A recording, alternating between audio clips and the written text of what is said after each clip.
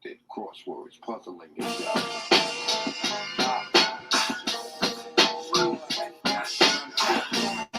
There's not many times we get to open our shows with a little Wu-Tang. True. This is gonna be this is the gift that Batman Forever has given us, Ed. It is. We were a little concerned when this lined up with our 50th episode, but this is what pays off, though. So, but thank you. Welcome to Granny's Peach Tea, and we are at episode 50. 50. It's a milestone. It is a milestone. We're gonna be retired soon. It is. Wow, 50 episodes, dude, and we just were talking about our 1-year anniversary, so we knocked out 50 episodes in about a year. Yeah. So that's crazy. It is pretty wild when you think about it, though. But thank you for joining us, whether you're joining us on the Facebook stream, if you're joining us on YouTube, if you're joining us on the audio-only version, or if it's on Twitter, or it's on Instagram, wherever you found us. We always appreciate it. We are opening up with one of the songs related to our movie of the day. This is The Riddler by none other than Method Man, one of my all-time favorites. Wow, we have a comment coming in quick. I did pretty much saying, Chris Summers. Chris, thanks for joining us. I'm sad. I hope you cheer up. I'm not sure. Maybe it's because of Batman Forever. Maybe it's because we're 50 already. I have no idea, but hopefully you cheer up, dude. Cheer up, my friend. Yeah, cheer up. Whatever it is. We are here to cheer you up because that's what we do, right? Nice serving of Granny's Peach Tea. So, but yeah, thanks for that. We're super excited to be bringing this 50th episode. We're going to be talking about some stuff today. So, Jason, what's up, dude? What's going on? How's it going? Yeah, things are good. It's snowing outside. It's like a freaking crazy blizzard out there. But you know, I'm weathering it inside. Figure I didn't have hassle the Hoff guys this week. I got a bit busy, but I do have a little comic book recommendation. I just read the graphic novel that came out called Harleen and came out about 2 years ago, and it is like, it's not a Harley Quinn story. It is a Dr. Harleen Quinzel story and how she is tempted into the life of a supervillain by the Joker. And they kind of they do this brilliant parallelism with her and Two-Face, Harvey Dent's journey. So definitely worth a read. I loved it. Couldn't put it down. I was lucky. A student of mine in my class loaned it to me because we talk comic books, obviously, in my class. So, but yeah, so good read. I suggest everyone who likes Batman take a look at it. Nice. I was wondering about that because I know you had mentioned it the other day about the when we were talking after Double O Deep Dive about, Harleen Quinzel. So I was wondering, like, did you pick up? It's cool to see you're picking up some comic books in the well. Yeah. I haven't in a while. And then beginning of the year, my student lent me 3. And then I'm like a black hole to lend things to. So no one ever lend me anything because I'll give it back to you. I just forget. And so like he came to me like a couple weeks ago. He was like, "Hey, Mr. Fisher, did you ever read those books?" And I'm like, "Give me a week." And so like I sat down. So it was like I had read the Spider-Man. We were talking about that as we were doing the show. But I also read I think Born Bad or something. I don't remember what it was called, but it's pretty much the alternate universe Justice League known as the Syndicate come to this planet, pretty much destroy or incapacitate all of the Justice League except for Batman. And pretty much the villains of the world, united by Lex Luthor, fight and defeat the Justice League, the evil Justice League. So I read that and Harleen, and so now it got me kind of back into it. I'm looking at some old Cloak and Dagger stuff that I read when I was a kid, and but yeah, so I think I'm gonna be doing some comic book reading. Maybe we'll talk about that intermittently instead of on Hassel on the Hoff if I don't get a chance to watch that. Oh yeah, and we'll see. I mean, that could be a new little segment we have. Did you see the DC animated movie about that with the Syndicate? No, I didn't even know there was an animated movie. I'm gonna have to check that out tonight if I have time. There is. I'll double check the exact title, but it was Justice League something or other. I can't remember right now. I haven't seen it in a while. I'm sure, my guess is it's on HBO Max because HBO Max has a ton of those things now. Yeah. So if you get a chance, check that out. Or if I find the title, I'll send it to you and we can talk about it. Oh, awesome. There you go, Gil. Bert is dropping in here. Crisis on Two Earths. Thank you, Bert, for that. So that's the one. I've seen it a couple of times. It's pretty awesome. And Bert is also saying it is on HBO Max. So yeah, I there thought you go. the comic was awesome. It ends with sort of Lex Luthor being like genuinely changed, but commenting how none of the other characters are. Like, all of the villains that helped save the world and they got pardoned, like within weeks, they all go back to doing what they were doing before. So I don't know. I thought it had a lot to say. I thought about like good and evil and perception and what's kind of ingrained in us. It was interesting. Oh, nice. Bert's got a couple other comments that let's just fasten our seatbelts for right here. Batman Forever is a top 5 Batman movie. Bert, you too. Well, Jason, put it this way. Let's hold off our comments till our Batman Forever segment. Okay. When we get to it. I was just saying. Yeah, I know. I get it. Very lead. I'm going to have to do the math in my head right off the top of the bat. I can't imagine that to be the case, but maybe I'm wrong. Who knows? We'll see later on in the show. How about that? I just feel like I've slipped into an alternate universe and I'm just now realizing it. That's all I'm saying. I won't even comment about what that means until we get to the segment, but that's how I feel right now. Jay, there's a chance that we're all in multiverse these days. Who the hell knows? That's true. Maybe we slipped into the other one where Batman Forever was like something totally different than what we saw. Right, exactly. And look, if that's the case, could this at least be that multiverse? But I didn't never lost my hair. I mean, come on, throw a podcaster a bone here. And Bert's also wishing us a happy 50th episode. Bert, thanks a lot. We appreciate it. Still waiting to get you on Double O Deep Dive. Don't forget to tell me what Bond movie you want to come talk. Oh, for sure. So we do have a quick video that was sent to us by our boss Faraci. And apparently some of the other people, Jason and I, have not seen this video yet. I didn't even know it existed. Apparently it's a video that we're all going to check out together now. What's up, fellas at Granny's Peach Tea? I had to stop by and say congratulations on 50 episodes. I can't even believe it. It feels like it was yesterday where you guys pitched the show. And here we are, right on time, right on schedule. Model of consistency. 50 episodes is not easy. I've been there. I've done it. Others have also. But here you are. Now you got to take it to the next level. 51st episode is your climb to 100. So look, I appreciate you guys. You guys do a tremendous job each and every week covering all things under the comic book umbrella, from movies to TV shows, DC to Marvel. It's just an overload of comic book goodness, and it's great, and it's on this network. I couldn't be happier. And of course, I couldn't say congratulations without a little bit of whiskey. Cheers. And by the way, listen, I hope you don't mind, but I brought some friends along to kind of share a message or two.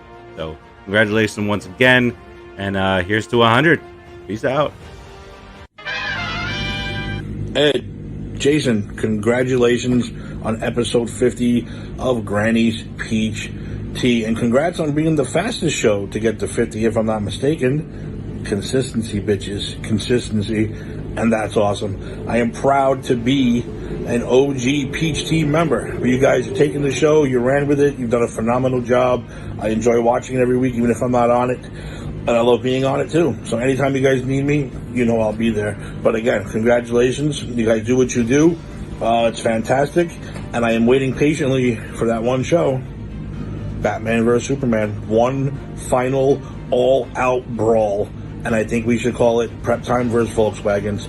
I will be there for that. Again, guys, you guys are awesome. You're my friends and my buds. Congratulations on 50. I can't wait for the next 50. Peace out, guys.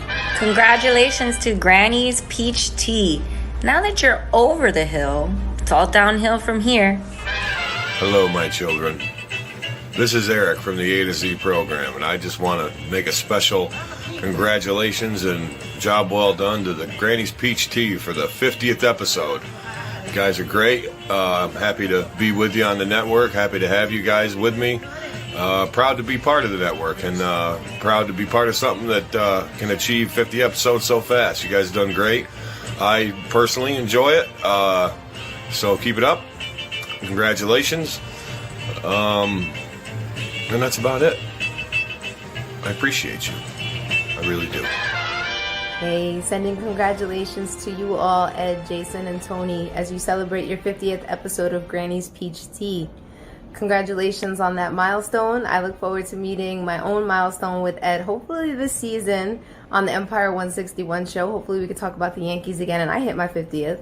But until then, you guys keep doing your things, spilling your tea on all things comics. My heart goes out to my girl Wonder Woman, so I appreciate you elevating all of our superheroes and talking about all the things that they're doing.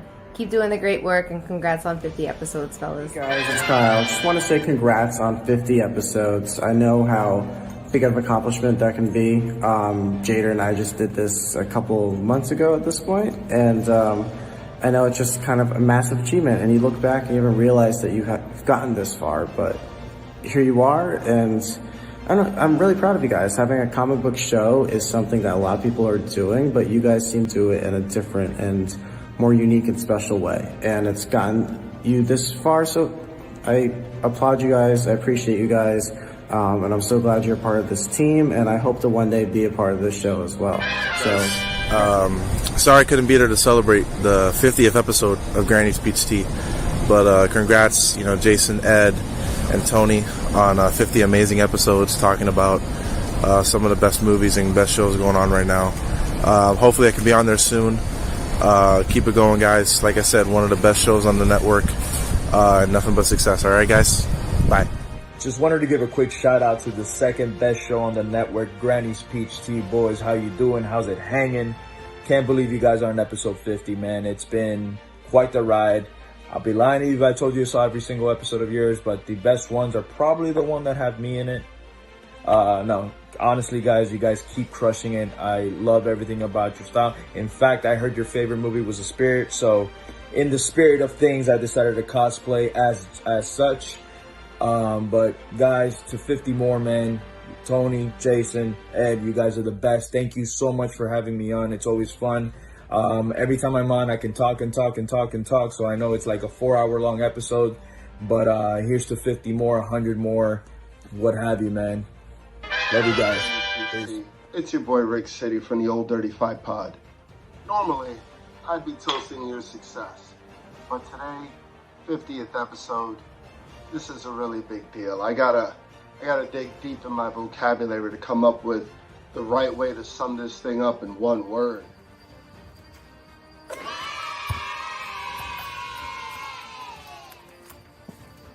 Perfect. Oh man, that was great. Thank you, everybody. Thank you, guys. That was wonderful. That was pretty cool. Yeah, and some of the people are going to be on. Rick and Tim are supposed to be joining us today. Yeah. Since apparently everyone wants to talk Batman Forever. Apparently, this is the greatest Batman movie ever made. Who would have known?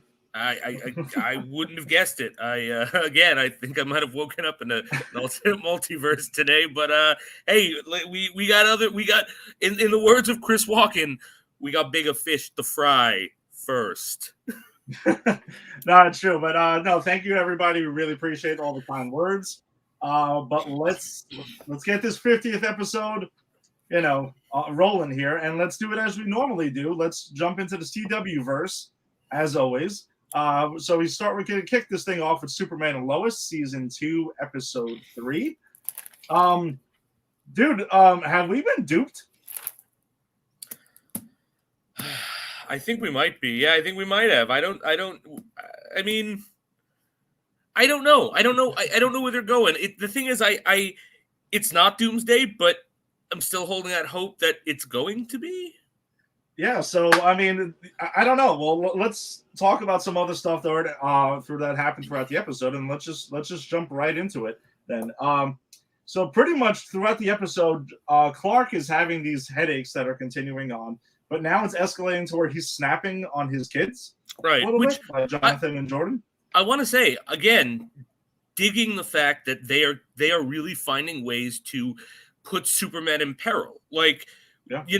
The fact that he's snapping at his kids, he wants to be a great dad. You could see that. He's always like trying to do right by his family. And the fact that he's lashing out like an abusive father, you see that take its toll on him when he realizes it and calms down. So, you know, I know that we're going to be exploring a couple things here, but I wanted to pin that and give this episode credit that, again, I really felt he was this character was in danger in ways I've never felt Superman was before.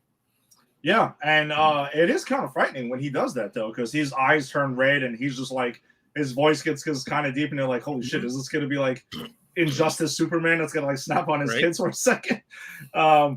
But yeah, so, and don't get me wrong, there are times where they do piss him off. Like there's moments where the kids are acting up, but he's having a lot of trouble controlling, you know, what's going on, his connection to the being that is in the mines that he seems to be linked to. And you even have that scene where Jonathan's the one without powers, right? I get their names. Yes, right? Jordan has the powers. Jonathan, there you go. So Jonathan, you know, gets into the fight with the kid who's been juicing, right? Mm-hmm. And we find out what he's been juicing is not steroids, but like the super dust that they got from the mine. The right? X-kryptonite. That'd be X-kryptonite. And he gets into a fight, and Clark, who you know he's a coach, pulls him in, and he loses it to the point where he tells to Jonathan to run and puts his hands up and unleashes his full, you know, laser vision into his hands where he scarred them, you know, and like the fact that he's losing control like that. I mean, he has every right to be pissed at Jonathan. The kid just started to fight, but that was over the top, you know, and I really like the way they handled it. Yeah, and then let's just say, I forgot his actual name, but like the former General Kent, who's now retired, he has a line where he tells Clark, now is not the time to go all doomsday on me. And I feel like that's the writers like throwing out more breadcrumbs here, obviously. And then we also get another comment later, which we'll get to another line in a second. But I also think what you said about Superman being in peril is he has this conversation, it's a deep felt conversation with Lois after that, where he's talking about how he's like a failure, almost as a dad, because it's hitting him so much that he's like snapping on his kids. And I thought that's again another thing that we have never thought we would see Superman, you know, in this situation. So a lot of the peril has been not even him necessarily always as Superman, but without the cape is when, you know, he's getting hit hardest throughout. So it's almost like the writers like said, hey, wait a minute, how do you put a godlike being in peril who's actually very empathetic? Oh, his emotions, you know, like you can't put him physically in peril. He can kill anything, but you can get him in here. And I'm glad that like that someone is finally running with that. Yeah, they've apparently cracked the code. There's a lot of people who said throughout the years it's so hard to make a Superman movie. Yeah, because you know he's pretty much like indestructible. So, so pretty much Superman goes ahead and ends up fighting the thing that's in the mines that flies out and has a suit. Again, another reminiscent thing of Doomsday that's happening. And then earlier in the episode, though, John Henry Irons says that he's going to assist, goes into the mines, gets knocked out by the person that's leading that project. So we're seeing that, all right, there's more government type stuff that's covering up what's in the mines. But then he does wake up just in time to assist. The way he calls his suit gets sent to him, and he jumps into it in midair was dope. Like that was awesome. That was awesome. I'm loving like the fact that this show made Steel awesome, because you know, let's face it, like he wasn't awesome in the comics, right? Yeah. And then there was the Shaq movie, which eventually we're gonna have to cover here, which I'm dreading. And then everyone went, hey, remember when those multiverses collapsed? John Henry, who? He's done, you know, but now they're bringing this guy back, and it's the actor's cool, his powers are cool, his relationship with his daughter and the Kents are cool, and now they're making him like a super cool like ass kicker. Like kudos again to this show for like taking this forgotten nobody and making him awesome. Yeah. So he has that, and then there was then the general has another line that he hits us with, quote, "There's a bizarre version of Superman on the loose." Yes. Well played. Yeah, well played. Well played. But there's also a conversation that Superman is having with John Henry, and they're all talking about, man, we're gonna be all alone. There's no one to call. You can't call the government. Justice League. Yeah. Again, like you're almost throwing it in our face and making sure that we're like gonna question this. He is a part of that, right? Like Jason, I'm not going crazy here. No, I was there. I saw it happen.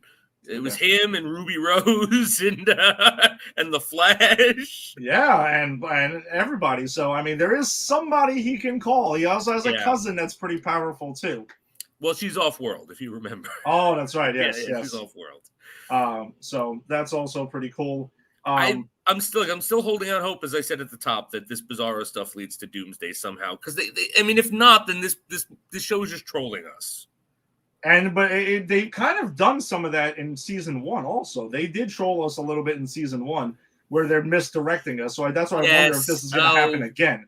Okay, yeah, that's a good point. I forgot that we initially all thought Steel was Lex Luthor. I forgot about that. Yeah, they teased us with that, and also the Edge stuff teased us too, and then we find out he's Superman's like half brother and everything like that. So. I mean, it is keeping us on the edge of our seat where we don't really know exactly what's happening. And to be honest with you, this show has built enough trust with me that if they tell me they're going to make Bizarro work, they're going to make Bizarro work. You know, I'll take what they give me until I'm unhappy. You know what I mean? Like even if it's not Doomsday. Yeah, or maybe we get both. Maybe we get both, and that's kind of what my hope is. My hope is like. That Bizarro and Superman have to team up at some point to take down the greater threat. That's where I'm hoping it's going. Yeah. So Jordan's got his thing he's dealing with. He ends up forgiving Sarah for going ahead and kissing a girl last week and giving her this like token and liking it as we've decided to sing about. So yeah, he forgives it, which again, it's just kind of like. Jordan was pissed that she kissed anybody in general. I don't think he gave a shit if it was a girl or a guy. It was just dude. I think it was the betrayal, and I think the fact that like everyone's like, well, you have this secret, and you've been keeping this secret, and it's like not exactly the same thing here. Guys. No, like... no, which I wanted to talk about too because I think that's an important thing here. Is whatever. Actually, Lana's thing. She goes ahead and her whole mayor thing takes a hit. Yeah, and then she ends up reversing costs, but she's still running for mayor. John Henry and his daughter, after that battle, they have a discussion and they decide that their suit, they don't say the term, but I have to use it. They're going to level up the suit. Because that's a CW thing. Well, it's really just a gag from Flash that they just can't help themselves. Because the Flash trailer for the rest of the upcoming season dropped, and they mentioned level up twice in that trailer. In the trailer, dude. The hell? Come on, get over it. And I think Flash. My prediction is Flash is going to take the Batwoman seat for me from last season. Like, if they're dropping leveling up twice in the trailer, that means it's 3 times an episode. I mean, come on. Yeah, I don't know, man. Flash is. We'll see. I mean, we dug Armageddon. We didn't hate Armageddon. It was better than it's been. Yeah, I think it's some of the best Flash stuff we've got in a while. I agree. Yeah. So another big thing too is that Jordan wants to. He feels like like you mentioned, he's holding the secret away from his girlfriend, and he wants to tell her everything, like about his powers, about Superman being his father, about everything. And Clark is like, dude, this ain't the same thing at all. And he's 100% right. He's 100%, 110% right. Yeah. It's like you realize what could happen if people knew what was going on here. It took me years. I didn't even tell Lois until I knew I was going to marry her. Right. It's like, here, let's weigh it. Okay, so her secret was she kissed a girl at camp and cheated on you. Your secret is you're a quarter alien with superpowers and your dad's Superman. All right, let's weigh it. So if the media found out that your girlfriend kissed a girl, what would happen? No one gives a shit.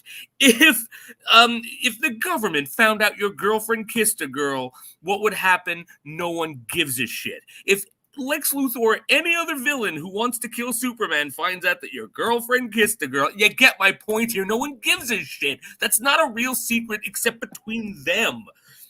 Comparing it to the secret that your dad is Superman is insane. Yeah, it's not one and the same, kiddo. So, like, pump the brakes. I know you love. He's like, oh, I love her. I want to marry her and all this other stuff. And Clark is like, dude, calm the fuck down. You're a teenager. Chill out, dude. Yeah. Yeah, but the big reveal at the end comes, dude, the person in the suit that was in the mine was Bizarro. Yeah, it was not. Yeah, it was Bizarro. It wasn't Doomsday. Yeah, we did not see that coming. I mean, when he fights him and he like half of his helmet cracks and you see kind of the face, you start saying like, oh wait a second, that's Tyler Hoechlin. So you're like, all right, well, something's up here. And then no, full on backwards S at the end of the episode that shows the logo like they usually do, Superman and Lois, but it's backwards. So they're smacking you in the face. Like, listen, it's Bizarro. He's here. I'm curious to see how they're gonna play Bizarro though. In this iteration, because like, are you gonna go with the goofy he speaks backwards all the time thing? Right, or or you're gonna go with like, because the one I just read that I was talking about that they did Christ on Two Earths, that had Bizarro in it, and that was just like one of Lex Luthor's attempts at a Superman clone opened 5 years early, who put the suit on wrong. So there were like a million ways to do Bizarro, and I don't know how they're going to go with it. I don't know if they. I hope they don't go comedic, because that's not usually the tone of this show. No, I don't see that at all. I think it'll be more of a serious tone.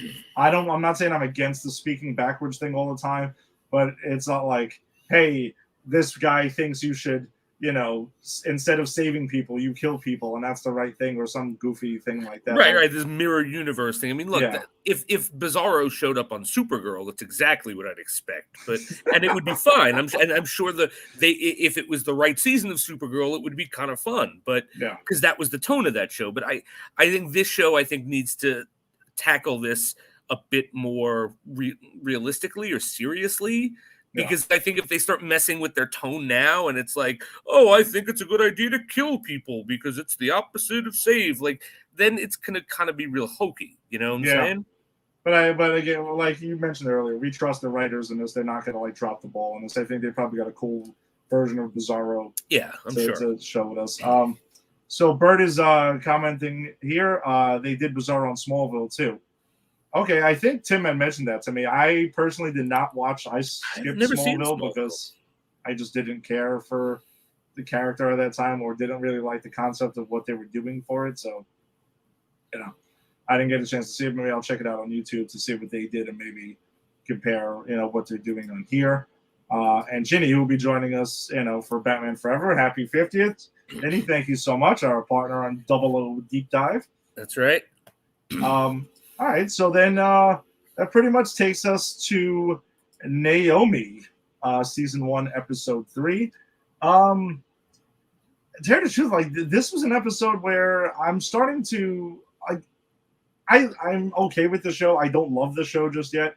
I'm trying to be patient with the discovery of what this thing is. But I think the coolest point in this is D is continuing, is like training her, showing her like different weapons and stuff, and is telling her, hey, listen, the first thing you got to do is bounce a tennis ball with both hands. Well, with one hand at first. Later in the episode, it's both hands. So hand-eye coordination. Like, I get what he's going for there to start with, because she has some powerful powers that she's going to need to harness, and this is his way of doing it. So I thought that was pretty cool. And we also find that he pretty much has a dojo under his tattoo shop. Yeah. Yes. It's like, all right. There is that. Then there's also the weird relationship between Naomi and her parents, where like she's surprised that her parents are pissed at her because, like, I mean, she's kind of screwing up here. Yeah. Well, they say that she's the perfect student. They even look at her. They show her report card and stuff like that when she was a kid. So they very much painting her as the straight A student. You could imagine, like, SAT, she's going to score like off the charts and all this other stuff. And they even mentioned that she's never really been in trouble, so she's never been grounded. And they ground her for not doing what they asked her to do, or what she promised she's going to do. Yes, and that's the thing when she goes, I make one mistake, and it's like, actually, darling, this is 2 in the same day, because I forget what it was she got in trouble for in the first place. And then they tell her, okay, be home by 6, and she comes home whenever the hell she wants. And then they say, where were you? And she goes, oh, I was studying with my friend, the Lourdes, I think her name is. Yeah. And they went, and the parents look at each other like, Jesus Christ, 3rd strike. Lourdes just called looking for you. So literally that was 3 strikes in the same day. And she's like, what? You're grounding me? I make one mistake? You've never grounded me. It's like, Why are you upset? You just screwed up big time. Shut up and take your punishment. Yeah, listen, kid, you got to deal with it. This is what happens when you fuck up, and that's how it goes. Right. And they take her phone away. Ooh. Even Lourdes is like, "Oh my god, they took your phone away." I was like, "Yeah, this is this generation." Yeah, Lourdes is my favorite, by the way. She's my favorite of the Scooby Gang so far. Dude, I was actually going to ask you what about the Scooby Gang, because that's really how they come off in this episode again. Completely. Where they're visiting, I believe it's like the Oregon campus, and they're walking around and they're checking things out. And little by little, it's like, wait, can you cover for us? Because we need to go do some other shit. No, I want to join you. And they keep going and going, which nobody covers for them eventually. No. They all just go. That's what, I'm sorry, that's what they get in trouble for, because they all just go, no one covers for them, and they get caught. My bad. How could I? That was a big plot point. I can't believe I forgot. No, that's fine. And then those are the two things, like 6 o'clock and then dipping out on their damn college campus tour. So, that's how you get in trouble, man. What else have we got here? Yeah, so then that dude I'm gonna just call him the dude that runs the auto sales shop, because like I keep missing his name for some reason.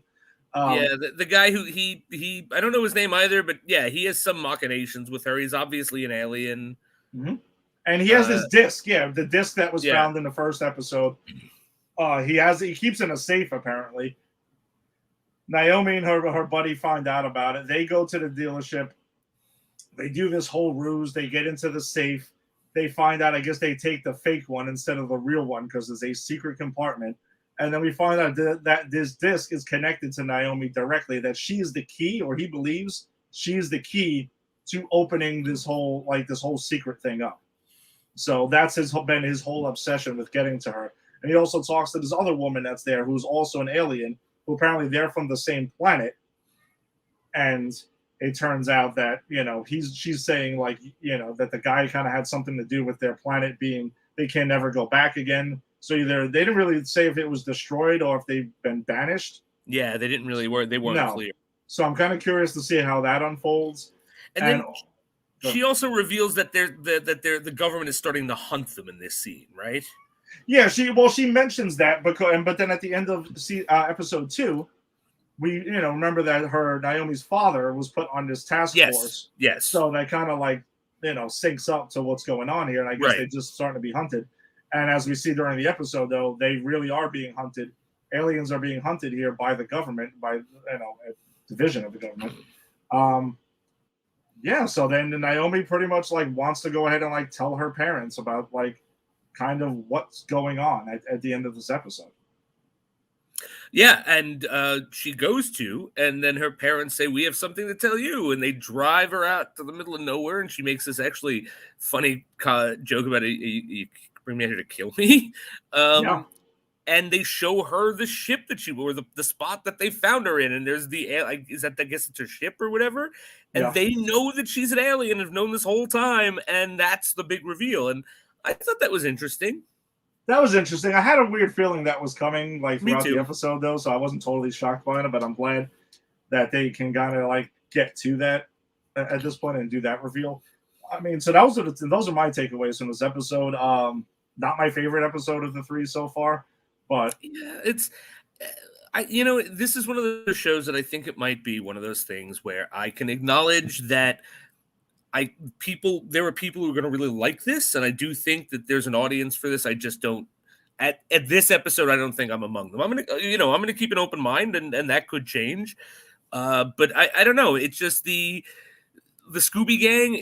It's fun, but it's not really what I want to tune into. I'm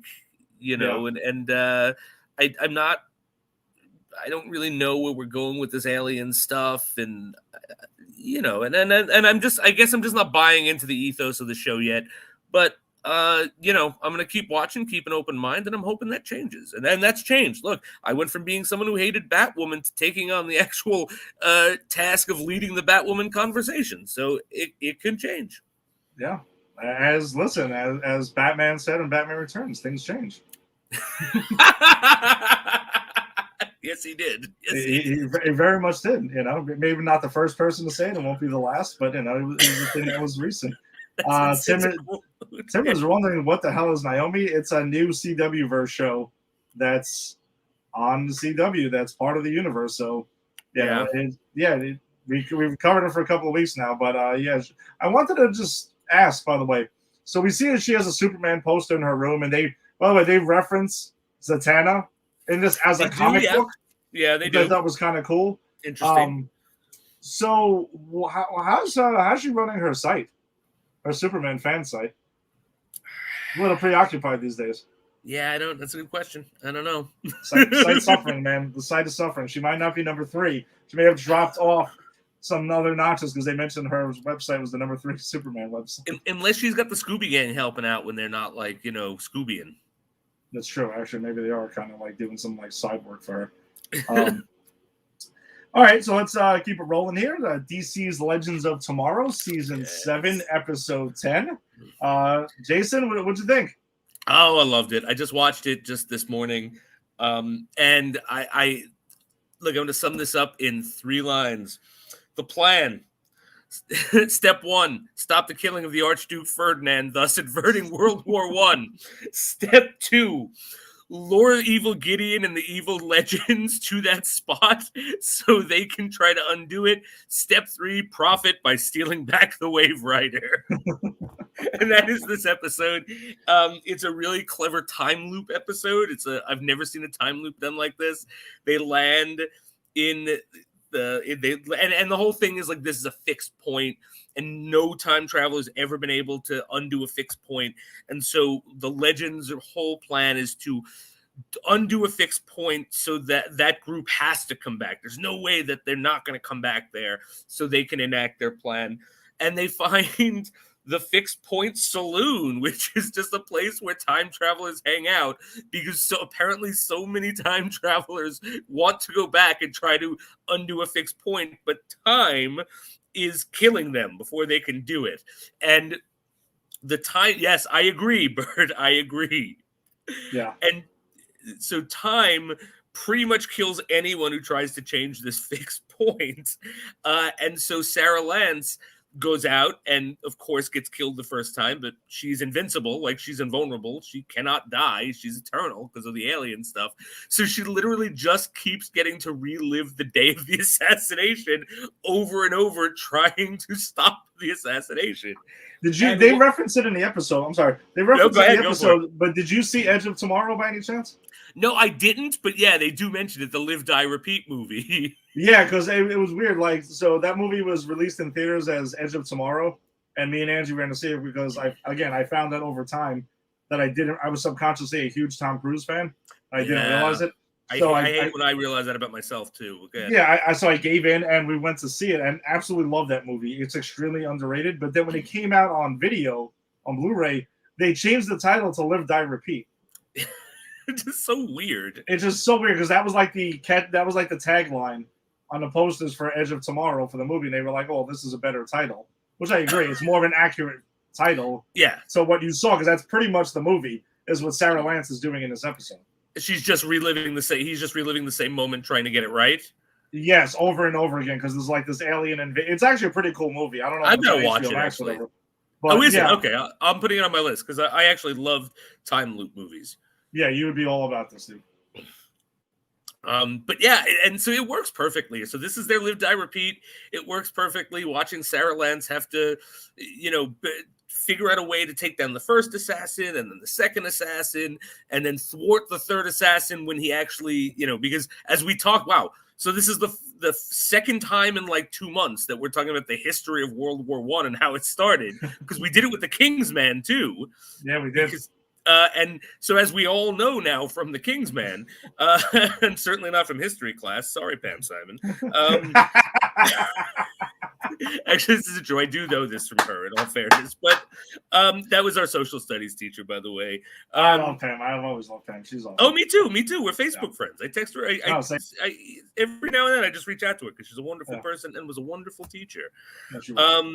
But so, there's the failed attempt, and then just by dumb luck, Franz Ferdinand turns on the wrong road, happens to pass by one of the assassins eating a sandwich, pissed that he failed, and that's when he caps him. And so that's where Lance has to stop him. And then they realize that there's a bad guy in a top hat who phases in and out. And Ed, I know you. I know you enough to know that you want to tell everyone who this guy is. Do I? I mean, do I want to? Do I? No, go. I don't want to steal your thunder, dude. No, Go no. first. I know. Please. I'm gonna tell you too. I'm actually like spacing out for a second. So. Oh, it was Eobard Thawne. Oh shit! Yes, I'm sorry. Yeah, because I know you love that character from The Flash. That's why I thought you'd. No, I do, and I actually want. I'm sorry, I spaced out for a second, but no, it is Eobard Thawne, and I was actually curious to know though because, again, this is the Eobard Thawne that we get that was on Flash and went to Legends, but then we get a different. It's Eobard Thawne in the Flash now, but it's constantly the face he was using that was in the other one, which is why I always got like a little bit confused about it. But yeah, we find out that Eobard Thawne was captured after like Zoom kind of like, they sent him away and everything like that. That he was, or what was it, the time, what they call Time Reapers or something? Yeah, the Time Reapers, some shit like that. Where they went ahead and they were like, no, you're going to be stuck in this fixed point, and that's how you're going to kind of like pay your penance. It's not connected to the Speed Force anymore. Yeah. Because even Sarah's like, what the hell happened to your speed? So his job is to be there and monitor it to make sure no one fucks with this point moving forward. Yeah. And I thought I did love seeing him, though. Like I figured you're right. I do love the Reverse Flash in CW, so especially this incarnation. In this incarnation was awesome because I really love, like, he's like, when she's like, oh, so this is your punishment. He goes, no, I've come to see things their way. People should not be changing these fixed points. Like, I'm doing this now because I want to. And he's got this watch that at the end of every day resets, and then that he's in the time loop. And it also allows him to stop time, which is how he's able to stop people from trying to mess with the timeline. And they have a great moment, I think, because they're talking about this over beers while he's frozen time. And of course, I mean, they hand wave, figure out how to Sarah can freeze time with him. Who cares, right? It's Legends. We don't need to know how it happens. They have a great moment where he's like, well, I can do something for you. I'm going to give you 40 minutes. You have 40 minutes. If you go a second over, I'm going to have to try to kill you again. And if you kill me, you have to promise to take my spot. And I love that moment because that shows you everything you need to know about Thawne's rehabilitation in this incarnation, because he's like, no, you might kill me. But then that doesn't matter. You have to take up the mission. Cool character moment. I like that. I like that too. So now her and the team have 40 minutes, which I guess is going to be next week, because we see the Wave Rider come in. 40-minute episode. And that's going to be the episode, man. They're going to have to get the Wave Rider back within the 40 minutes Thawne's given them to complete their mission. And look, as always, I don't think I even have to say this. I love this episode. I love this show. There's so much more going on behind the scenes I didn't even touch on. You had the Spooner comes out as asexual to... what's her name? Sorry. Yeah, sorry. Okay, I did have it. Which I thought was a cool moment. And Konstantin has this whole crisis of faith about how he's going to save his beloved, but he's not going to allow him to ever know about it and live with him because God needs to punish him for his homosexuality. And he has a nice moment with Sharp about being accepted, and God would not want that. And there's just some really, really nice moments like that I feel really do wrestle with important issues and situations without clubbing the audience with it. Yeah, no, you know what I mean? It fit within it completely. And I think, again, that's the brilliance of this show. It knows, even when it wants to say something important, it knows how to do it in a way where it still fits the tone of the show. And if you remember when we talked Supergirl, by that last season, that was our issue with it. Like, you just have a checklist of things you want to talk about, and it's not fitting with your ethos of your show. Yeah, and also we felt it was just, which we don't really like ding shows for that, but they do like some shows when you're too heavy-handed about it and you're just beating the viewer over the head with whatever it is that you're trying to communicate. That's when it becomes, you kind of sidetrack the show for a second. But Legends does a great way of saying what it needs to say in a right way and addressing important issues, but not too much so. Yeah. So overall, great show. Yeah, I agree. Jenny agrees. Legends is so So good. Yeah, no, I totally agree. Which is the difference between, like you said, Supergirl. You know, just kind of like I just felt like they at one point Supergirl did a good job with it, and then eventually, agreed. In the last season, in which that's where we both agreed. We just think the writing overall in the last season was extremely lazy. Right, exactly. Yeah. I mean, look, the fact that Supergirl had the allegory of aliens versus undocumented citizens, you know, and the treatment of space aliens and how it was an allegory of what was going on in the country at the time, and still is, you know.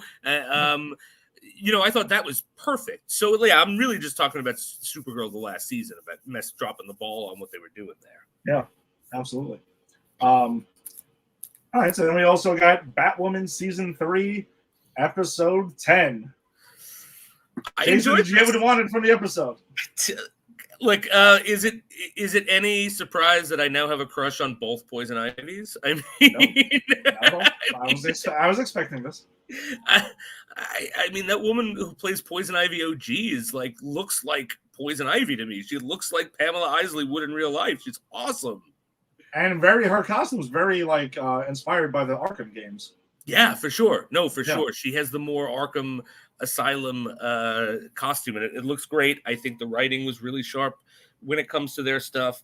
So pretty much the whole thing is Ivy as teamed up with Mary, and they're like the IVs, and Ivy Prime wants to punish the head of a healthcare company who sort of I'm sorry. Ivy wants Mary to punish the head of a healthcare company who was denying a lot of claims. So Mary's kind of coming into her own sort of like eco-terrorism in the sense that like she's not an eco-terrorist like Poison Ivy, but she's kind of having her own sort of, it's going to be like a medical thing. So I thought that was super cool. And then Ivy decides she wants to drown the entire city. And Mary's like, I don't think I can get behind that. Jason, can I ask you something? Though? Yeah. So we're in Gotham City again. People keep fucking with the water supply of Gotham City. These damn Batman villains and their water supply of Gotham. Between Scarecrow and Ivy now and the Joker, dude. Yeah, like I don't know. Is there any villain in Gotham, any costume villain in Gotham who hasn't tried to mess with the water supply? That's my question. Because Scarecrow tries to pump his fear toxin all the time. All the time. That's a Thursday for the Scarecrow. Yes. Ivy attempts to use their water supply to flood them. In the old 66 version, the Joker once tried to turn it into grape jelly. I mean, who's not messing with the water? Look, guys, if you're listening to this in the multiverse and you live in Gotham City, from us to you, don't drink the water. Just buy Poland Spring or something, all right? And then, Mary then comes back and wait. No. Sorry, I spilled water on my notes. I'm trying to figure out what I wrote. I know, and this is one of the first ones I watched. But so pretty much what happens is Batwoman wants to go out and chase Mary. They have my favorite line in the episode, which she goes, "Tell Alice to stop drinking," and Alice is just sitting there going, "What?" Yeah, I want to talk about Alice's drinking problem. She's getting wasted throughout this whole episode. She really is. And I love that she's come back because she really wants to help Mary, and that's her whole thing. Like, look, I came back to help her. I care about this woman, and I like that they made the decision to find a way to keep her on the team that makes sense. Mm-hmm. Instead of just like, oh, you're forced to be here. Like now she has kind of a connection. I thought she had a lot more to do in this episode. I really enjoyed the character. So then like the way the whole thing plays out with Mary is they get married. Barry realizes I don't want to be evil. I can't do this. I'm not that crazy. They give her like what they call a Trojan horse, where they give her the thing that Montoya had been taking that negates the powers or whatever. Hand wave. She goes back to Ivy, says, "Let's kill everyone." Ivy takes more power from her, and like that's it. Ivy's done. And so I thought that was cool. You know, I thought they outsmarted her. They said they couldn't physically beat her, and they outsmarted her. So I thought that worked. Yeah, and at the end of the episode, though, we get this whole with this water left over in that building wherever Marcus is being kept. and Yes. a drop of water gets on him, and he gets, it looks like he's being like brought back, just like Pam was a couple episodes ago. For sure, because they gave him the same desiccation, whatever it was. I wanted to talk a little bit about like the B story, which was Batwoman is in talks with Jada because Jada wants Marcus back, and Batwoman wants the Joker's hand buzzer, which again I don't understand what's so fucking special. It's like it's just an electrical charge, my friends. Like, yes, it's doesn't not have to like be that one. Yeah, it could literally be just a live wire with the ampage that this gave. I don't understand what is so legendary about this. I mean, the Mad Hatter's hat had the mind control. The Crocs, whatever the hell it was, made you a Croc. Pam's, branch did all of this, the story. Like, I get that some of this stuff is like special, but the Joker's hand buzzer, what the? And it's the most special. What? Yeah, I was like, are we going to find out that a Riddler's envelope is found somewhere? And that envelope is very special, even though it's like already opened? Right. It's an envelope, man. Maybe it's an envelope that has some, like, I don't know, Riddler toxin on it, which I don't even know what the hell that is. But it's nothing. Whatever. It's nothing. And well, we also saw, I'm just trying to think back to the finale of season 2 when all this shit got out. There was also a Penguin umbrella. So what does that mean? Yeah, right, exactly. It's like, is that going to make people into the Penguin? No, yes. It's, I like the idea that the brain trauma made him a psychopath because that could happen. Psychopathy can happen because of brain damage and brain trauma if you destroy the part of your brain that feels empathy. But, like, I don't understand this whole lore of it being brought back. Yeah, it's a little bit weird. I'm not really on board with that part either. Yeah. But then so like Jada pretty much sets it up and makes it look like Batwoman is at fault for letting all these trophies go, and she's turning the media against Batwoman because she said, "Bring me my son. Here's the joy buzzer. Bring me my son by this time." Batwoman didn't do it because she was saving Mary. That's it. So I mean, I like the A part of the story. I wasn't crazy about the B part. I'm kind of being shaky where they're going with Marcus on this because they're making too much of that buzzer. Yeah, one thing I did kind of dig, though, is that I saw on the trailers for next week's episode, I guess Marcus is, like, back. And he's actually wearing a very similar outfit to Joaquin Phoenix's Joker in Joker. Oh, cool. The orange shirt with, like, the red jacket and stuff like that. So I'm pretty sure that was, like, a cool little nod or an Easter egg to Joaquin Phoenix's Joker, which is kind of cool. That is cool. Very cool. Yeah. All right, cool. Well, other cool shows in DC's universe is Peacemaker season 1 episode 5. This another knock it out the park episode, for me here at least. Trying to just open up my notes quick. Yes, complete knock it out of the park for me as well. I mean, this show is hysterical and it knows how to move a narrative along. It knows, and I actually put on Facebook while I was watching it, like, James Gunn really knows how to write an ensemble. Oh no, he absolutely does. There's so many like hilarious moments in here. The episode picks up where Peacemaker has his hangover from the week before, which he went on a drinking and like dancing binge, but also an introspective of his brother and the death of his brother, that he was feeling that. But pretty much going ahead, I guess Bomb Cyclone over here he's jumping in for Peacemaker, so we do have another PCP guest joining us. Hey, what's up, dude? Happy 50th, gentlemen. Thank you, sir. You don't look a day over 49, neither one of you. It's fantastic. Mission accomplished. It's how I do my hair these days. Exactly, that's what I was going to say. Exactly. What's going on, guys? Not much, man. Jumping into Peacemaker now before we get to the main event of the week here. Or some could say the Peacemaker's the main event. Either one. I want to jump in for both of them. So because Peacemaker is fantastic. So. Oh wow! All right, so everyone has arrived now because Peacemaker has arrived. That's right. Also joining us, Rick. What's up, dude? Lay's potato chips? I can't handle how fucking suave this guy is. I can't handle it. I can't. What's up? What's going on, man? 20s, 50. We made it. We did. We did. And thank you. Appreciate that. Yes, Walt Clyde Fraser Cup. Yeah, Rick, this is one of the ones I'm going to be sending you at some point soon. Nice. I'll just hold up my empty bottle of Crush to that. There we go. Drinking it before. You crushed it, Tim. You crushed it. Yeah, so we were talking about Peacemaker with the opening scene where he's got the hangover after his whole binge drinking he did last week, and Eagly goes ahead and flies off and then brings him back. What the hell was it, like a raccoon or a squirrel or some shit like ferret that? or something, a ferret or something like that.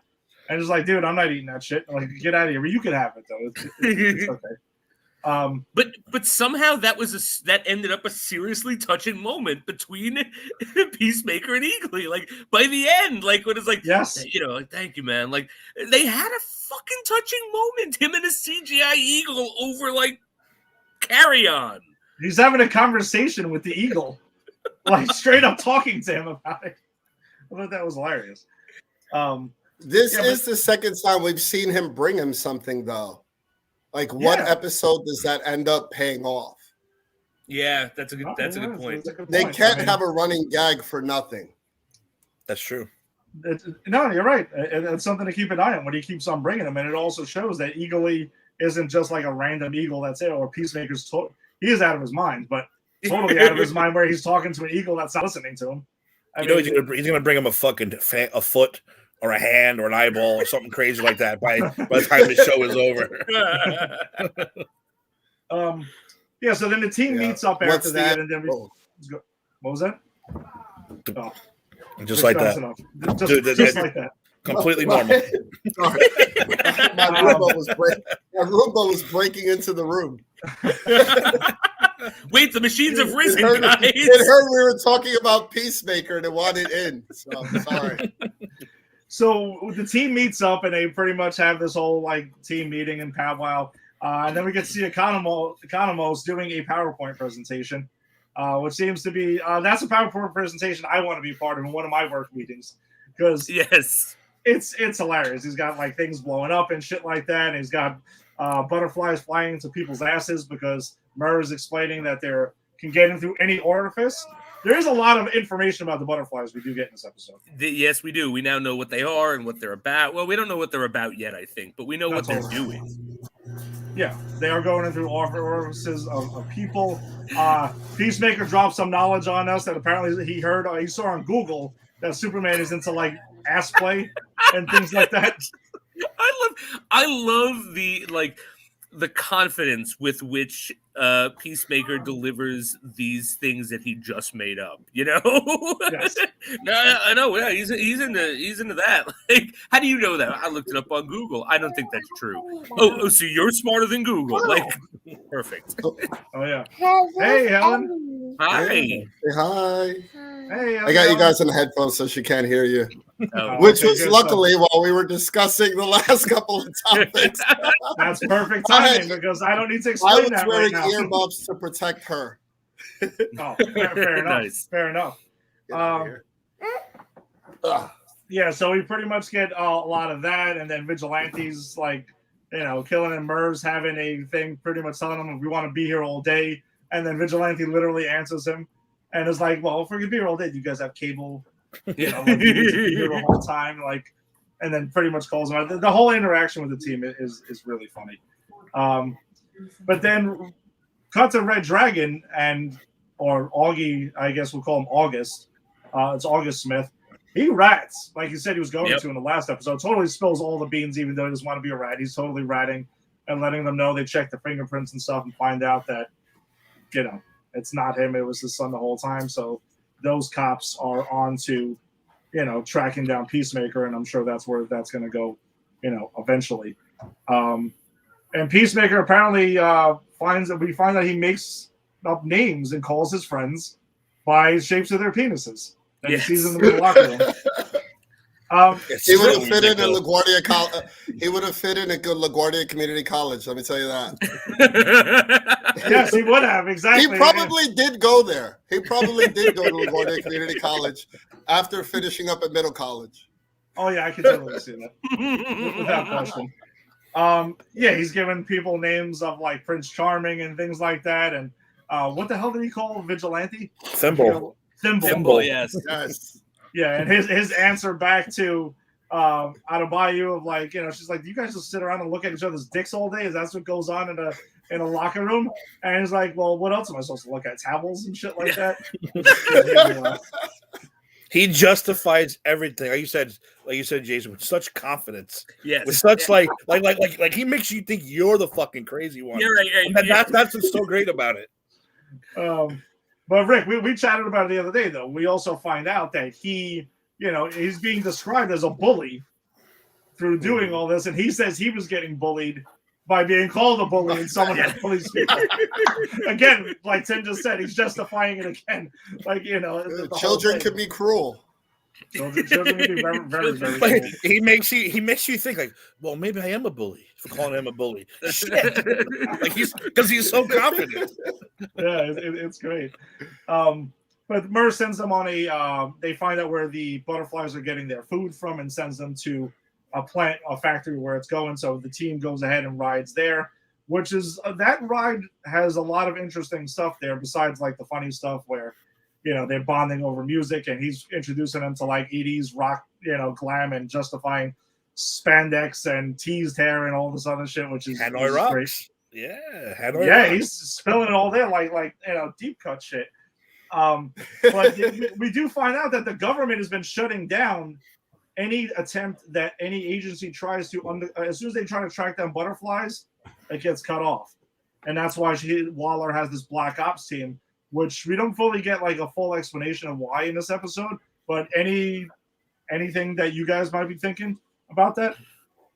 I think Gil nailed it if you look in the comment. Yeah.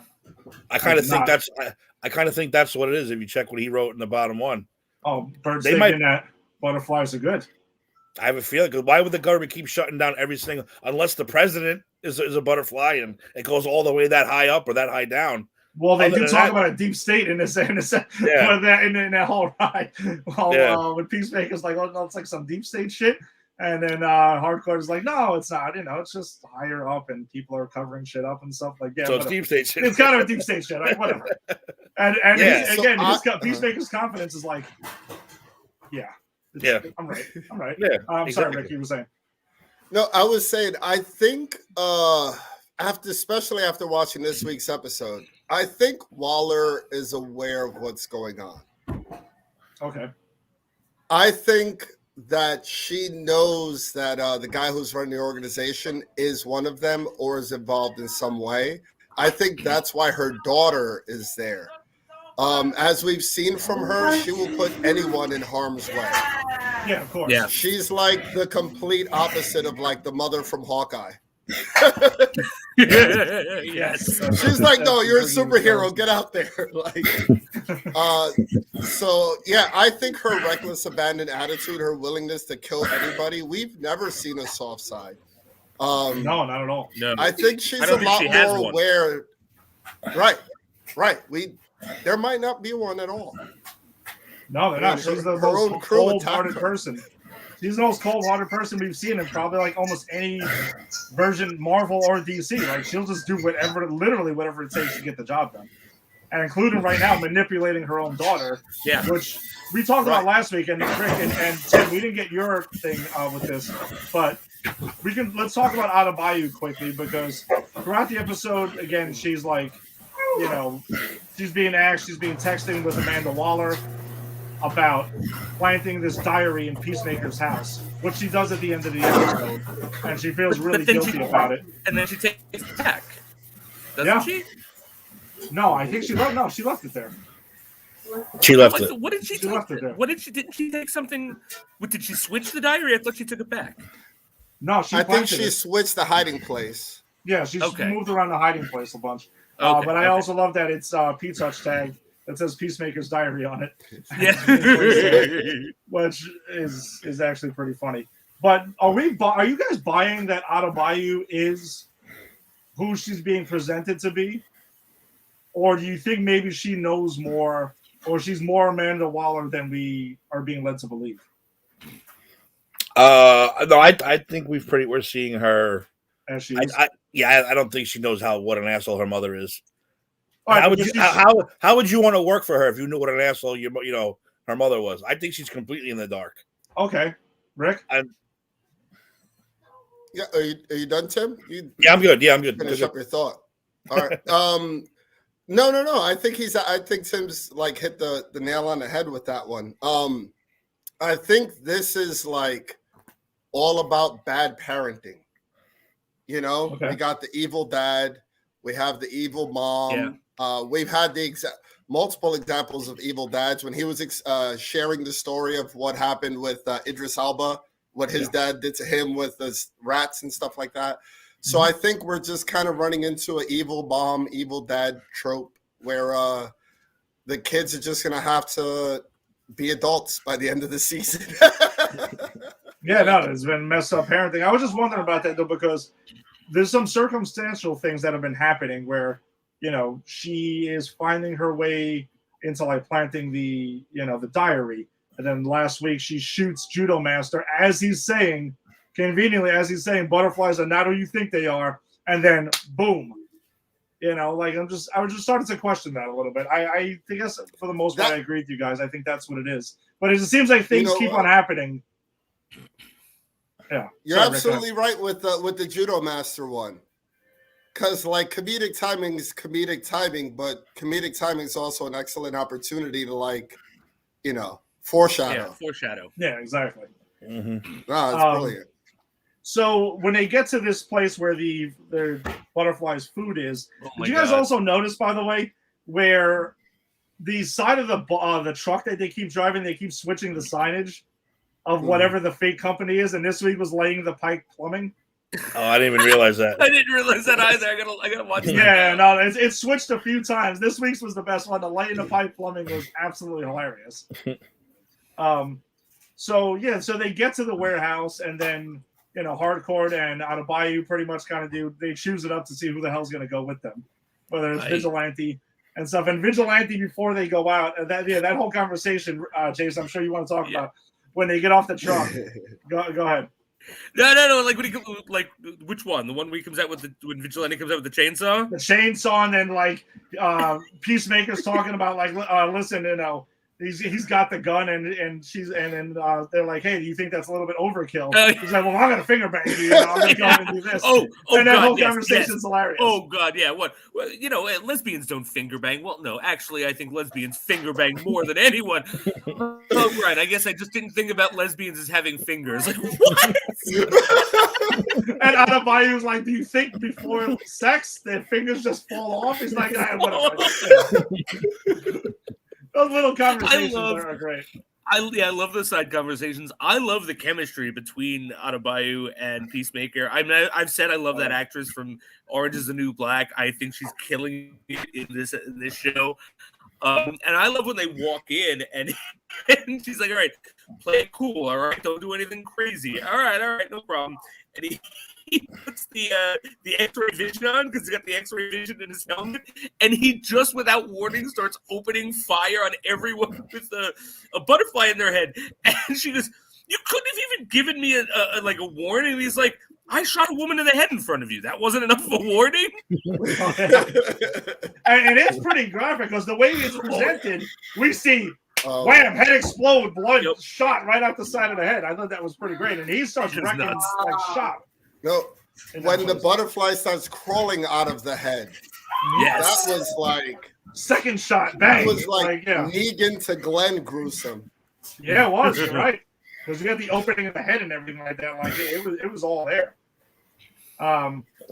So. You know, Vigilantes with a Hardcore, and they're doing everything, and they find out, like, listen, this place is packed with this shit. There might be more butterflies than we actually thought. And they get chased into a room, and then Peacemaker is there with Adebayo on the other side, and there's a bunch of them trying to get into that room, and he takes a fucking Russian missile shell, like tank shell, but it puts a grenade on it. And it's just like, oh yeah, I just invented this morning. His line is great though. Eat peace, motherfuckers. and that was pretty awesome. That interaction where he's like, a grenade only take out 2 or 3. How many would that take out? I don't know. I just invented it this morning. That's great. So yeah, and then they find out they're trapped in a room with that gorilla. Charlie that went ahead and was chased. We find out to the last couple episodes. Oh, it escaped from the zoo. It's running around. And you kind of figured that was going to pay off. Apparently, the gorilla has a butterfly in his head and is protecting them. It's their guardian angel. The Peacemaker also has another great line when the guy says that to him, and he's just like, well, your guardian angel's kind of like fucking up, or like I forget what he says exactly, but it's pretty cool. But then Charlie the gorilla is like doing like martial arts to them and fighting them off, like kicking Peacemaker's ass, Hardcore's ass, Adebayu's ass, Vigilante's ass. Economos gets the chainsaw and fucking like rips right through him and saves the day. And I love Vigilante's line afterward. It would have been better. It would have been much cooler if he said, Vigilante! And he threw me the chainsaw and I killed him. And Peacemaker, what are you talking about? I just said 15 minutes ago I wanted to kill somebody with a chainsaw, and he killed somebody with a chainsaw because he's so upset about it. That's so good. It's what makes this show so great. They're so stupid, but it's so fantastic. They're so petty. Yeah, exactly. And he says like, "Oh, I think he was trying to show me up." Yeah. Like, so like, this is great. Well, I mean, think about it. By the end of this episode, Diebeard was the only person that's beaten any like boss level characters. Yeah, he's defeated both of them. Judo Master. He killed a gorilla. Yeah. And I also love he's the real hero.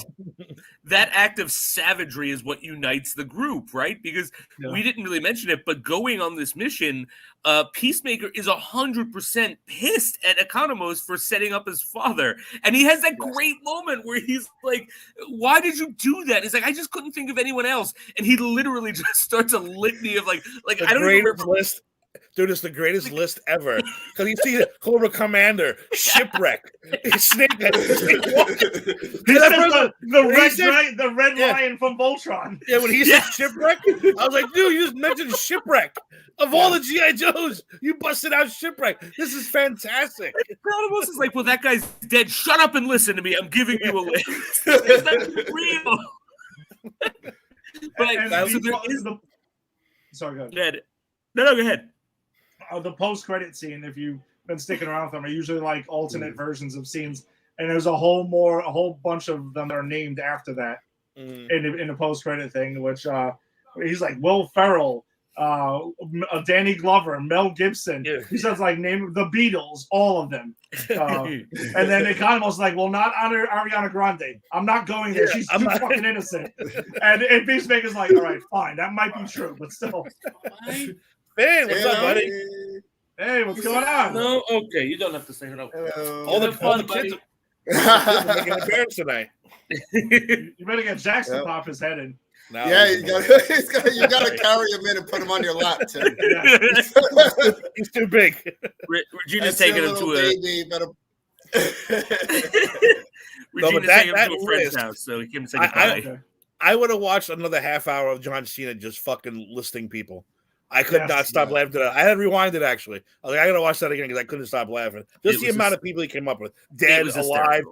You said the red lion from Voltron. Yeah. It's like really, really. And I wonder if that was just John Cena improvising, just like thinking about anything that he could like throw on that list, or if that was written out, if that's a written list. You know, what I wanted to see was at the end, maybe like one of those computer guys going. We have new fingerprints. Red lion from Voltron? like who the hell is that? This is so good. But yeah, so he's like pissed at Economos the whole time, but that act of savagery, because Economos saves him, like the bear's about to freaking kill Peacemaker, and Economos rips through him, and like at the end they're all friends, they're all drenched in blood, like chilling out to 80s glam rock. Yeah, because the ride back is very much like that. You're right. That kicks off the team bonding moment, and then they bond over music, and they end up pretty much dubbing themselves the 11th Street Kids, which I think is great because Hardcore makes like a group text message. Which, by the way, I think the actress had tweeted out. I saw the other day that the John Cena and all these guys are on a group text message called the 11th Street Kids from the show, and they use that to like awesome. Text. So like, that's pretty cool. Yeah, so they, Hardcore takes a picture of them and texts it to all of them. And yeah, you're right. The whole savagery, everyone's covered in blood. No one's cleaning it off. which I think is pretty great too, because that just the red episode, they're all just covered in blood. And I'm like, this is really funny. But a huge bonding moment for the team. But the other thing is that Murr stayed back to deal with the Red Dragon situation, where we find out he ends up getting another person from Waller who ends up posing as a captain to shut that down, because he's about to get out, because they find out that the prints don't match and they're going to release him. But this new captain that's in there shuts that down. It's like, oh yeah, the prints match suddenly. It was okay. We're keeping you in there. And the two cops that are there, which, I mean, correct me if like I'm wrong. I don't recall both of their names at the moment, but they have this interaction with the White Dragon. I keep calling White it Red Dragon. over there. White Dragon. So Red Dragon is another movie that has nothing to do with this. Good movie, though. Yeah, good movie. Yes, great movie. With the White Dragon, and he's talking about like noodles and shit like that. Like, oh yeah, you guys got it right with the noodles. Better than the wops. It's low on carbs and stuff. And she's also what is it? He calls her Lucy Liu in the interrogation, and then she starts calling him every white person she can think of. Yes, Jimmy Fallon. I think it was the haircut with Jimmy Fallon. I was like, that was purposeful. I'm running out of white guys. I'm running out of white dudes here. Hysterical. Yeah. And I also love in that scene when he says that, and she goes, "Thank you, because I'm the one who invented it." Like, yeah, exactly. But the takeaway from that part of the storyline, though, is that they want August Smith to stay in prison there, and they want to make sure Peacemaker's not getting arrested. But yet at the end, though, the cops, even though the whole thing's been blown, the cops know this. They're going after Peacemaker, regardless, because they know he's guilty, and they'll probably worry about the details like later on. And they also go to her uncle, who is a judge, who is ironically named Judge Judy. Yes, and I thought that was also a pretty funny moment. But the team. I'm sorry, go ahead. No. I didn't. Were you coming off of the White Dragon? I didn't want to get off White Dragon yet. No, you got to go ahead. No, talk about White Dragon. Go ahead. I'm getting from we have a great actor playing the role. Yeah. And we have another great actor in the cop that came in and told her like everything is fine. Yeah. Not sure if you guys are like super familiar with that actor, but he plays a badass in everything. Okay. Most recently, he was like the big bad in the Van Helsing series on Sci-Fi. He was on Hell on Wheels. He was like the evil Dutchman. He's a badass character. There's no way they're leaving him. They used him for just that 15-second clip. Yeah. So I think he's going to play a bigger role. But White Dragon, I think he might be turning face at some point. I'm not sure he's White Dragon anymore. So you think? And I don't have anything to base this off of. Other than when they were laughing at the breakfast table about like the evil stuff, like how like he just kind of ended the laughter so abruptly. Mm-hmm. And when he went into jail, like how he made those guys admire him so he could be safe. We haven't really seen him do anything bad. Yeah, besides his just verbally, aside from right. Yeah, right. I'm thinking there could be a face turn in his future. What do you guys think about that? Yeah, maybe his kid, the old Star Wars, my son made me turn good kind of thing. Oh, yeah, there you go. Right. But he did admit that he doesn't like Peacemaker. He liked his brother way better. But that can't be. What do you think he does? Not racist. No. Or is he doing that to push his son? Favorites. Maybe.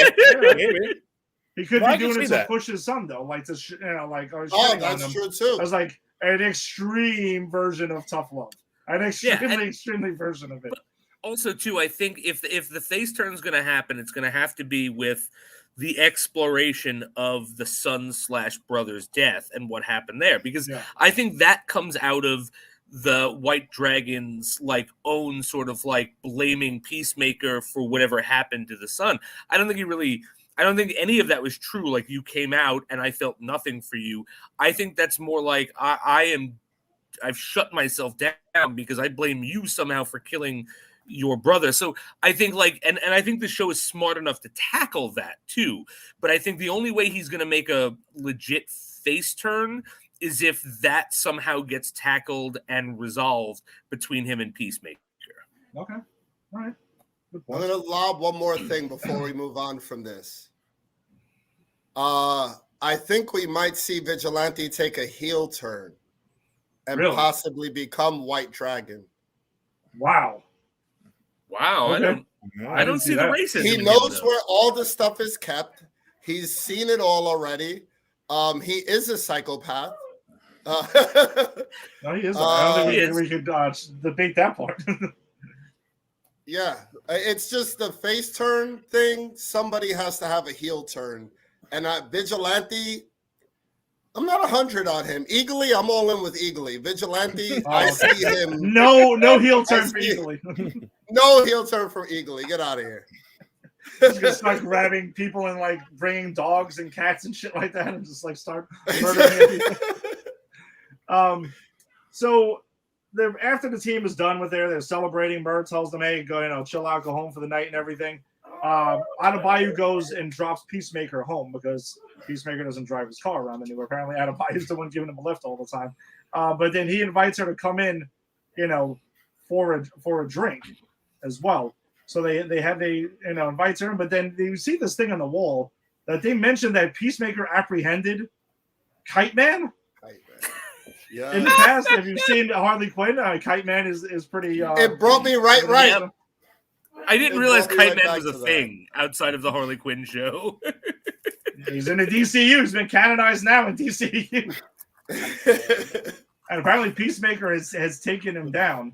But they have this conversation where pretty much Peacemaker is like almost breaking down and saying that, man, I feel you have my back and stuff like that. After some other shit where he's talking about like he wants to get with Hardcourt, which we know that the whole thing. And yeah. She's giving advice and stuff. And like maybe you should just kind of like be yourself and not be a dick to people. There is the great line before we get into this where she goes, when he asks her to go upstairs to have a drink, and she's like, wait a minute. Oh, yeah. You're not going to try to fuck me, right? You're not going to be like, my dick's a lesbian. And he's like, no, I would never. I do that to you. I mean, yeah, my dick's a lesbian, but like, not between us. Like, I love that moment. I think the gorilla broke my dick at one point. Yeah, that's right. I think the gorilla broke my dick. But I love how they like very clearly make it that they're friends, like because of course he's not above hitting on a lesbian. He doesn't care. He's Peacemaker, but they establish the base, and she knows that, and that's why they establish that baseline. Yeah. Can I throw this out there too? Can John Cena possibly be, and I can't believe I'm going to fucking say this, the best DCU casting that we've had so far? I know you throw Gal Gadot out there as Wonder Woman. Well, I was gonna say, what's his maybe top competition? five. Gal Gadot and Aquaman. That's about it. I'm not. I mean, he's Batfleck. Hello. I throw but the problem. I throw Batfleck and Jeremy Irons in there. Okay. Yeah. So he's got to be. And you know what? Cheers to James Gunn, whoever this thing, because I said this before on the show. He was never, great. He was good and stuff, but he was never good. He found his voice. Yeah. He found his. He has that deadpan, stupid teenage delivery to everything he says, and it works so well. So you know what? Good for him. I'm happy. And just a little teaser, I texted Ed before. There's a real good chance that Peacemaker will enter the Royal Rumble tonight. Get out of here. It's a rumor that Cena is going to wear the Peacemaker costume and come out to the music, maybe do the little dance, and enter the Royal Rumble tonight. That would be that great. would make me love him even more. You're gonna have to text when I heard that, I wasn't super sold on it, and then I remembered that Cena was the guy who went to ECW and wrestled that match.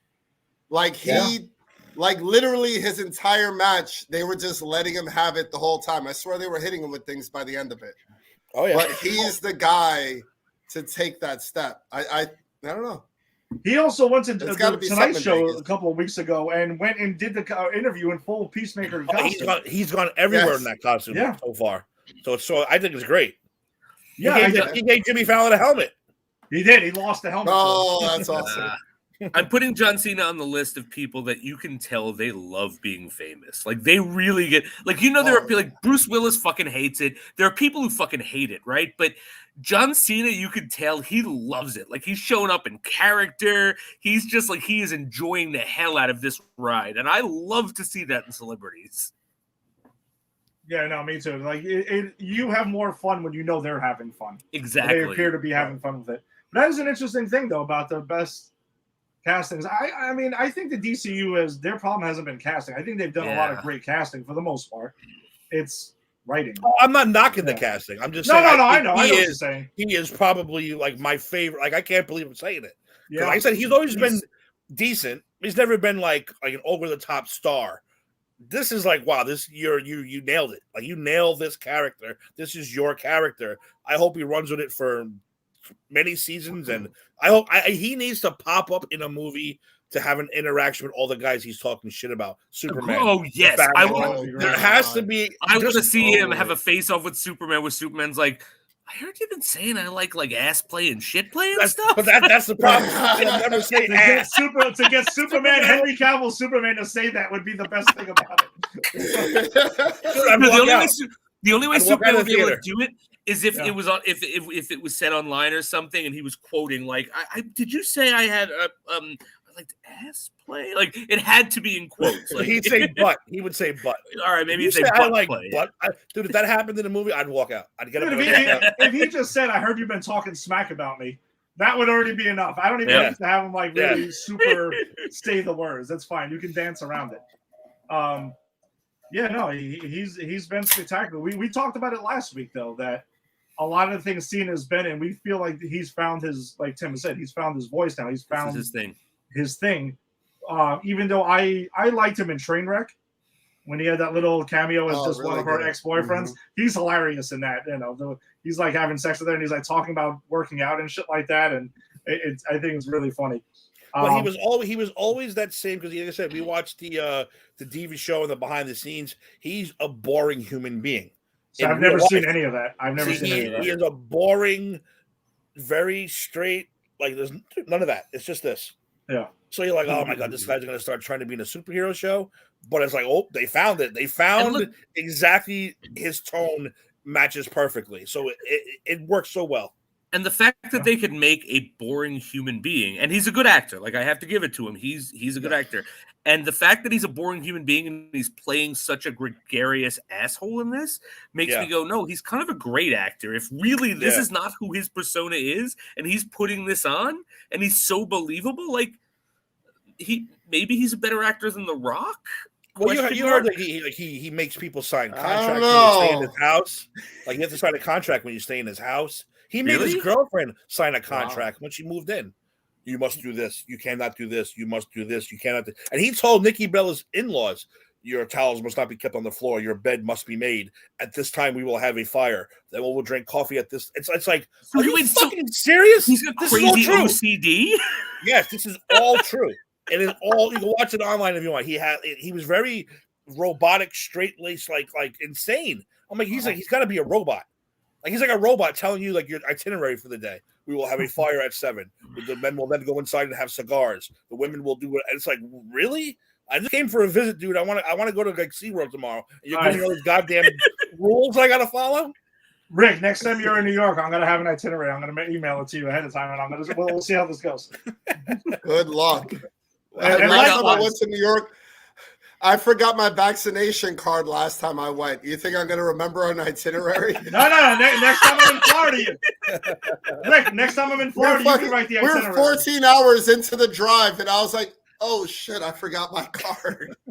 Were you able to get in any place? Oh, my father-in-law came to my house and took a picture. Like New York's not officially a Nazi state; it's just kind of a Nazi. No. They let you do the picture, but actually, I went out with some friends yesterday right after work. And we were all teachers, so we all have to be vaccinated. That's just the way it is, or we lose our jobs. And he forgot his card, and he didn't realize he had it in the picture. And we were pleading. We were like, I mean, come on, we're all teachers. We can prove that. I'm vaccinated. Everyone else vaccinated. And they were like, yeah, sorry, you got to give me something here. And I'm like, all right, fair enough. Following the rules. I respect it. I got to respect it. I respect it, too. I wasn't mad.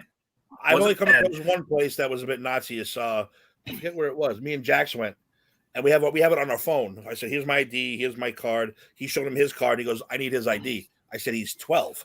I'm his ID." No, he has to have ID. Right. I said, "He's 12. I am his ID. I am his father." And then they were like, "All right, I guess." I was like, "No, guess. He doesn't have an ID. He's 12 years old. What 12-year-old has a fucking non-driver's ID from New York State?" I said, "That's it. He has his." Oh, okay. I just, I was like, "Yeah, you're a man. Don't get me mad, man. Because I was going real. So don't take away my movies and my restaurants." Right. All right. So let's switch it up on you. All right. So let's wrap up the episode then and get this back on track. So the end of the episode though, Adebayo tries to go home and she's like, she feels really guilty about planting the diary on Peacemaker. She texts her mom, it's done.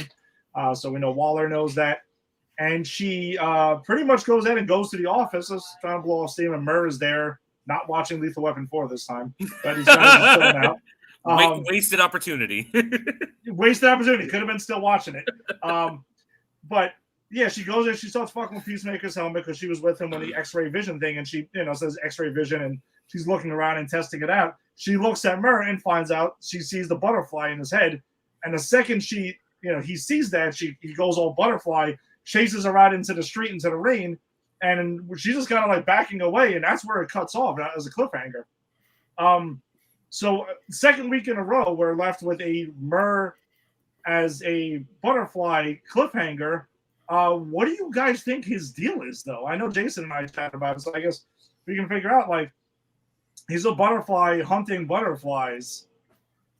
What do you guys think is up? I mean, Tim, do you want to start off?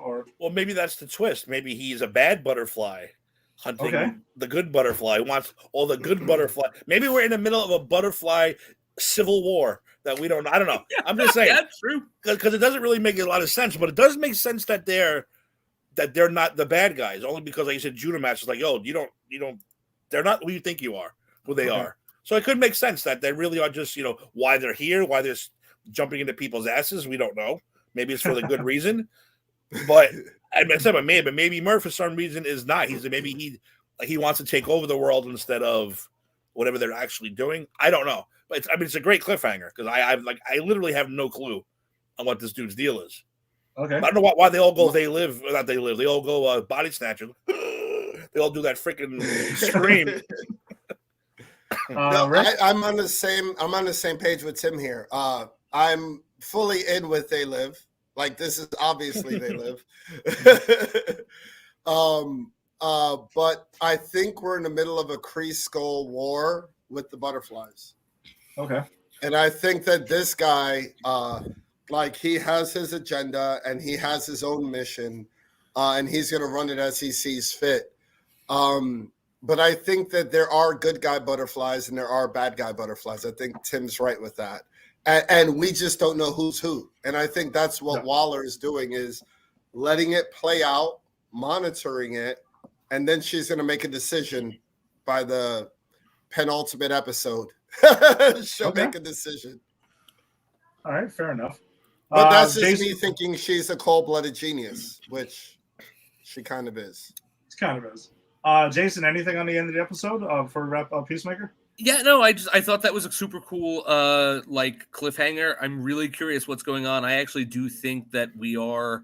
I agree with everyone. I think Merle has something going on that we're gonna find out. Maybe he's a bad butterfly. Who knows? But I don't know. I'm trying not to speculate because I've learned when we did WandaVision that speculation blows up in my face. So I'm just gonna say I think the father of the butterflies are Mojo, and I'm going to leave it at that. And I'll be pleasantly surprised when I'm wrong. Wow, there we go. Mojo is back. Not Mephisto this time. Mojo has never left this show. Mojo is the fourth co-host of this show, my friend. All right. So pretty much, let's get a quick comment here before we move on to our movie. Farachi, thank you, boss man. Welcome to the 50th episode and the 50th episode club here. All right, so let's move on to our movie of the week. As we continue our rewatch of the Batman films, as we lead up to the release of the Batman in March, we're up to Batman Forever. And one person who wanted to join us, well, two of the people that wanted to join us, like there's been more. Apparently there's 4 people that wanted to join us to talk about this. But one of them is one of our co-hosts on Double O Deep Dive. Ginny, welcome back to Granny's PC. Hi, guys. Hello. What's up? Hey, snow day. I'm excited. Yes, Rick, it's snowing up here, Rick. Rick is in Florida. No. Yeah, Rick is like, it's only 70 dolphins. If you can, I was looking for dolphins earlier. I was gonna do my portion out in the yard in the sun, but I didn't want to show off. I was gonna say, like, you can't tell which one of us is in Florida right now, right? Glasses, beer. No, not at all. Well, the rest of us are in like t-shirts. The New Yorkers are in t-shirts and stuff, and the Florida guys in hoodie. Glasses. It's the sunglasses. but it's sleeveless. Sleeveless, Belichick style. Yeah. Ginny, have you got all Chase Meridian on us today? I have. I'm in solidarity with Dr. Chase Meridian. Please use her full title. Yes. She earned that degree. She's a doctor. Because we love a good glam doctor. It's feminism and it's wrapped up. You can be beautiful and a doctor and in love with a masked man. I think it's great. This is true. I can't debate that part. I have a question though. Does Dr. Chase Meridian pass the Bechdel test?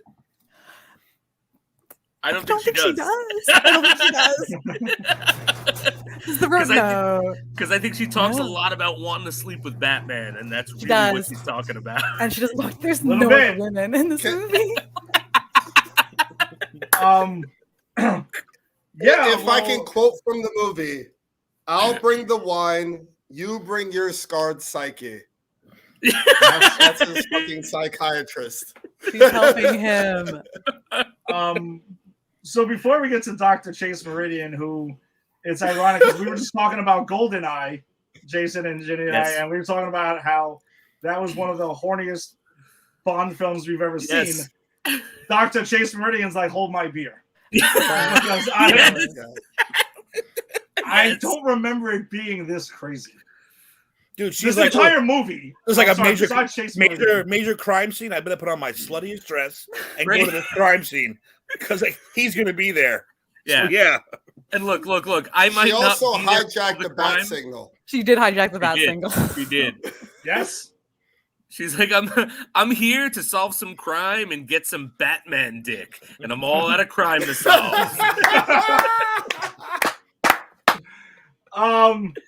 I guess we can, before we jump into characters, right? Because that's usually how we'll tackle older movies on Granny's Speech Day.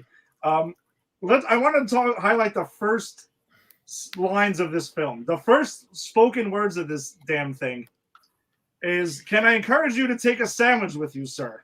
Oh, which leads us, which I have, to Batman's first line of the movie. Batman, the titular Dark Knight, who we're supposed to get behind as the hero of this movie. And this first line is, "I'll get drive-through." Yeah, which was also linked to, if I remember correctly, a McDonald's campaign that was brought into at that time when this movie came out. Because as you remember, the biggest problem with Batman Returns is it wasn't marketable enough to McDonald's and they hated it. So now we're going, you know what? You're right, McDonald's. Our Batman movies are really Batman movies. So we're just going to write the advertising into the movie. Nothing wrong with that. There's plenty wrong with that. We're going to get into what's wrong with it, but also another pop culture pros person who wanted to join us. So, because like I said, there were 4 that wanted to join us to talk about Batman Forever.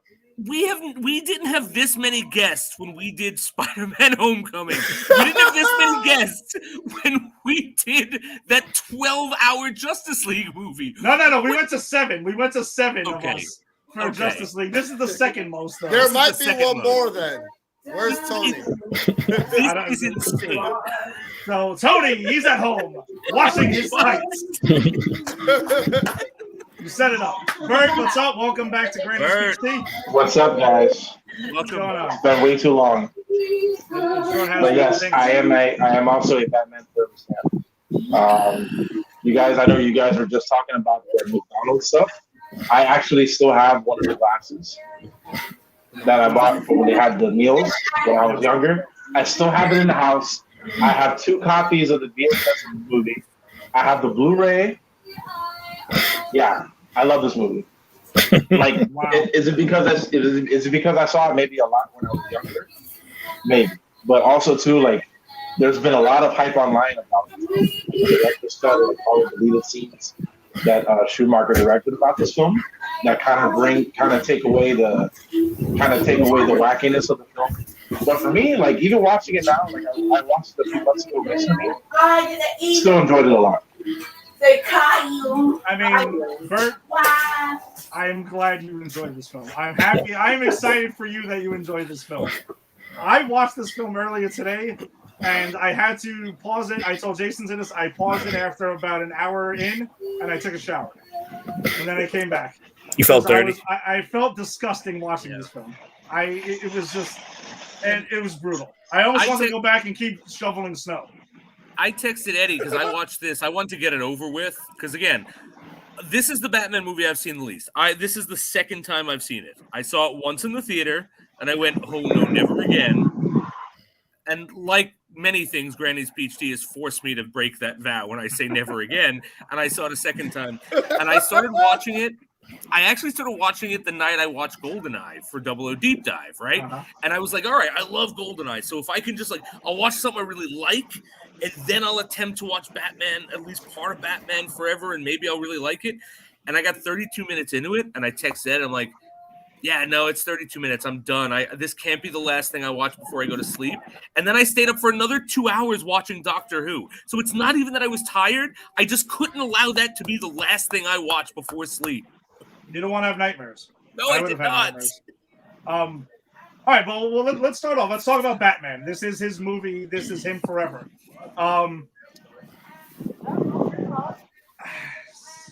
Where the hell do I even start with this guy?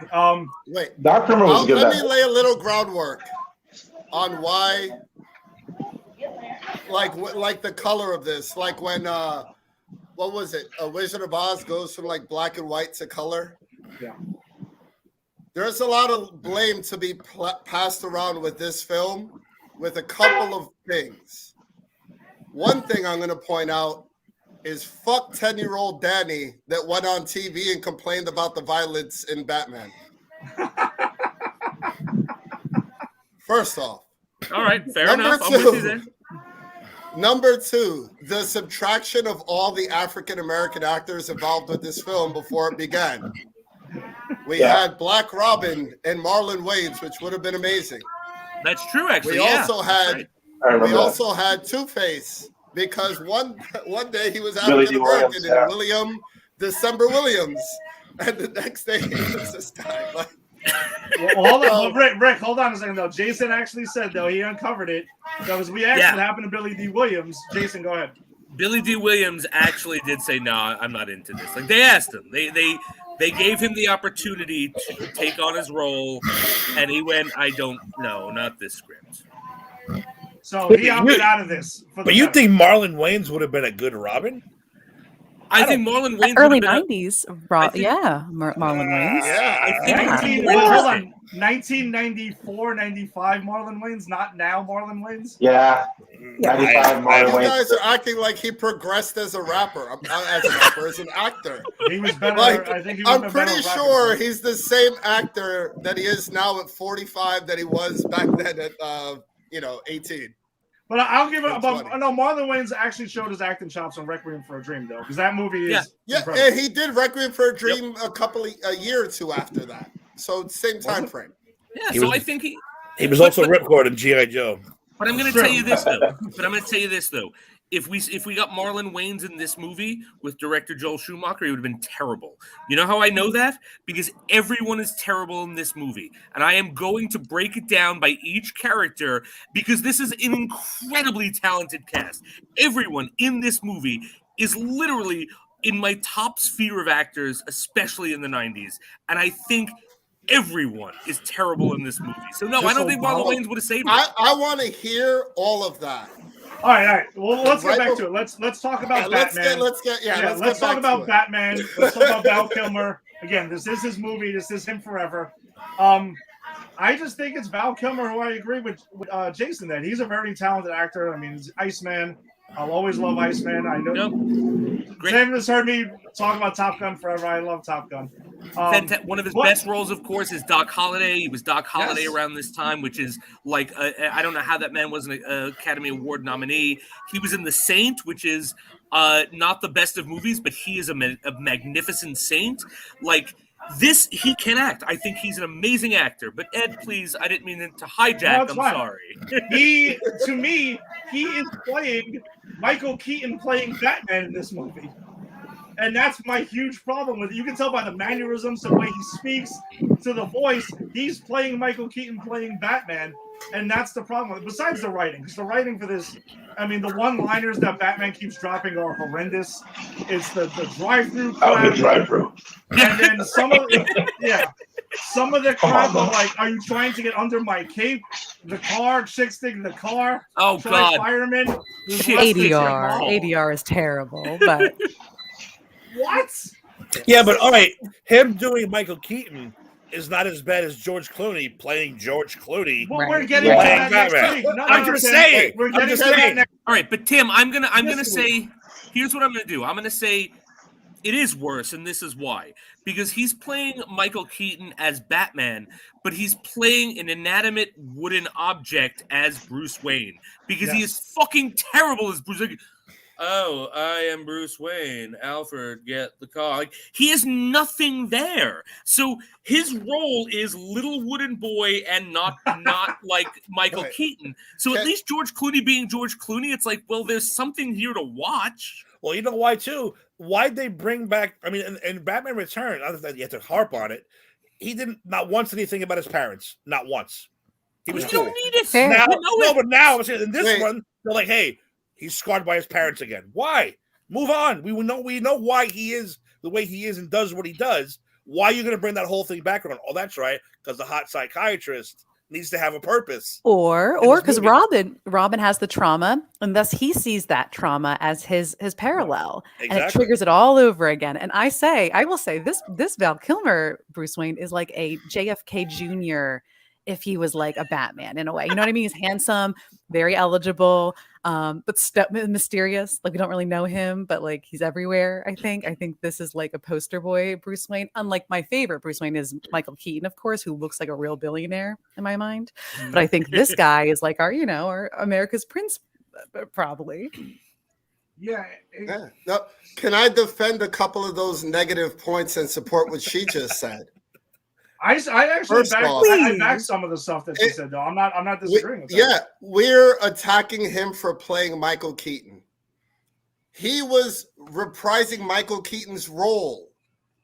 Okay. Like Batman Forever and Batman and Robin were no longer canon like 5 years ago. That at the time that the movie came out, they were the bookend of the trilogy. I mean, they're still canon. In my opinion, the wooden boy acting was Fight Club. Yes. Batman Forever is Fight Club with a rational narrator, and that's why it doesn't work. If it had an irrational, not irrational, what do you call it? Unreliable narrator. Unreliable narrator. What was it? Right, if it had an unreliable narrator, this movie would have played out like oh God, what's the movie with all the tattoos? Memento, and it would have been fucking amazing. Like if this movie was shot like Memento, where we see it backward and Batman has a shit ton of tattoos that said someone killed your parent, John G raped and murdered your parents in an alley. Those are the 45 minutes of exposition which are missing, which were erased from the Schumacher copy, and then they fed us the cinematic one. This Batman, this book ended the trilogy. This was supposed to be it for Batman. This Batman, the lines between Batman and Bruce Wayne had been completely blurred by this point. He was becoming the Bat. He was Batman while he was Bruce Wayne. That's why he had no charisma. He's the same exact Bruce Wayne that Michael Keaton is. Think Michael Keaton in the first movie and how charismatic he is. He meets the people in the throne room. He's explaining what it's about. Everybody loved Michael Keaton. He was so charismatic. This is Batman at the end of his rope, where he's become the Bat, and he's no longer charismatic. I mean, I guess I would no. He's tired. We know it's not the end because he has another movie. I would accept well, it that, was Rick. supposed to be the end. I would accept that if that was what was on the screen. If that was what was on the screen, I'd say you're right. I resign. Whatever, you win. But no, because if that were true, then how come all the villains do is every scene they're in? Tonally, what you just described sounds like an awesome movie, but it is not tonally what this movie is. No, this movie, if this was like being told by the unreliable narrator in Bruce Wayne, he was having a fever dream of a neon rave that he went to one day, and he imagined Gotham being colorful and splattered with paint everywhere. But I don't even want to get into. I want to focus on Batman though before we get to the look of this film, because the look of this film is completely bonkers. We get the introduction of nipples on the bat suit and a random crotch and ass shot that nobody asked for. Well, to defend Joel Schumacher, I get what he was trying to do. Maybe I don't want it, but I go, it's an Adonis. He looks like a statue which has nipples and a butt, and that's what he wanted, and he did it. And he's like a god-like being, an Adonis, if you will, that has nipples. Wow. So Batman has nipples. But I just imagine Bruce and Alfred sitting in the Batcave in between films and like, you know something? We need to upgrade the bat suit. Let's reconstruct this. You know what it's missing? Nipples. We need nipples to strike fear into the criminals of Gotham. Subtle. They're very subtle. They just close up. It's exactly. No, you don't notice it in it's the scenes. close up of it. It's like it's cold in the bat suit. That's it. That's the winter bat Under suit. Armour didn't exist yet. It's still very cold in the bat suit. It's very cold in Gotham at this time. Yeah, I don't know. I just think that the Val Kilmer Batman, I don't know. It really just doesn't work for me. Besides the writing, I'm just trying to talk about him playing it. It really falls off. I think it would have been better off if Val Kilmer would have been like, you know something, I'm going to just do my version of Batman and that's it, versus trying to emulate Michael Keaton playing Batman. He's a character actor. What my problem is. He is. Val Kilmer really should be doing something different. He's better than that. That's better than that. Like Val, come on, let's go, kid. You're better than that. Let's go. Give him a nice slap. And I'm going to blame, as I'm going to do in every one of these terrible roles that are played and all the terrible acting jobs that are here, I'm going to blame Joel Schumacher. Because again, Val Kilmer, an incredible actor. And I really believe that Val's like, all right, Joel, I got this idea. What I'm going to do is, and he's like, no, Val, let me stop you there. Did you see Batman? Did you see Batman Returns? That's what you're going to do, buddy. I'm willing to bet that's what happened. Just keep it status quo. Yeah. Exactly. Yep. Which I think is just Tim, go ahead. I mean, do you have anything to say about Batman? Because you've been kind of quiet. He's got to be boiling over right now. No. Tim's going to kill us all except for Jenny and Rick. So just me and Ed. No. It's like, this is the movie. I don't disagree with you, and I don't agree with you. I'm just like, all right. It didn't bother me. It just didn't bother me. No, but Tim, talk about Batman. I know that's what I'm talking. No, that's what I'm talking about. Okay. It didn't bother me. He didn't bother me. Because I do. I like Val Kilmer a lot. And like you said, coming off especially like a Doc Holliday role, he just doesn't bother me. I did his Bruce Wayne. Yeah, well, Jenny, you kind of nailed it. He did. I like your analogy of the JFK thing. He was like the prince. Like that's how he presented himself. More as Val Kilmer. I mean, Michael Keaton was the bachelor. The bachelor. You know, the hidden billionaire was Michael Keaton kind of thing. I like that analogy. That was cool. But no, it just either one. I didn't bother me. I liked the role that he played. Was he trying to emulate Keaton? Okay, I guess. I just wanted to keep that thing going, keep it going, and it didn't work. Do you enjoy are you trying to get under my cape? And this is all in one scene. The chicks get the car, the chicks take the car. And even Michael Keaton had stupid lines. He scratched the record for Christ's sake. He's not what is he, a DJ all of a sudden? He did that bullshit. That wasn't his first introduction. He scratched the record. It didn't happen in the first 5 minutes of the movie. He's not DJ Batman. He's freaking Batman. He's not to be scratching the. No, that was stupid. That was real stupid.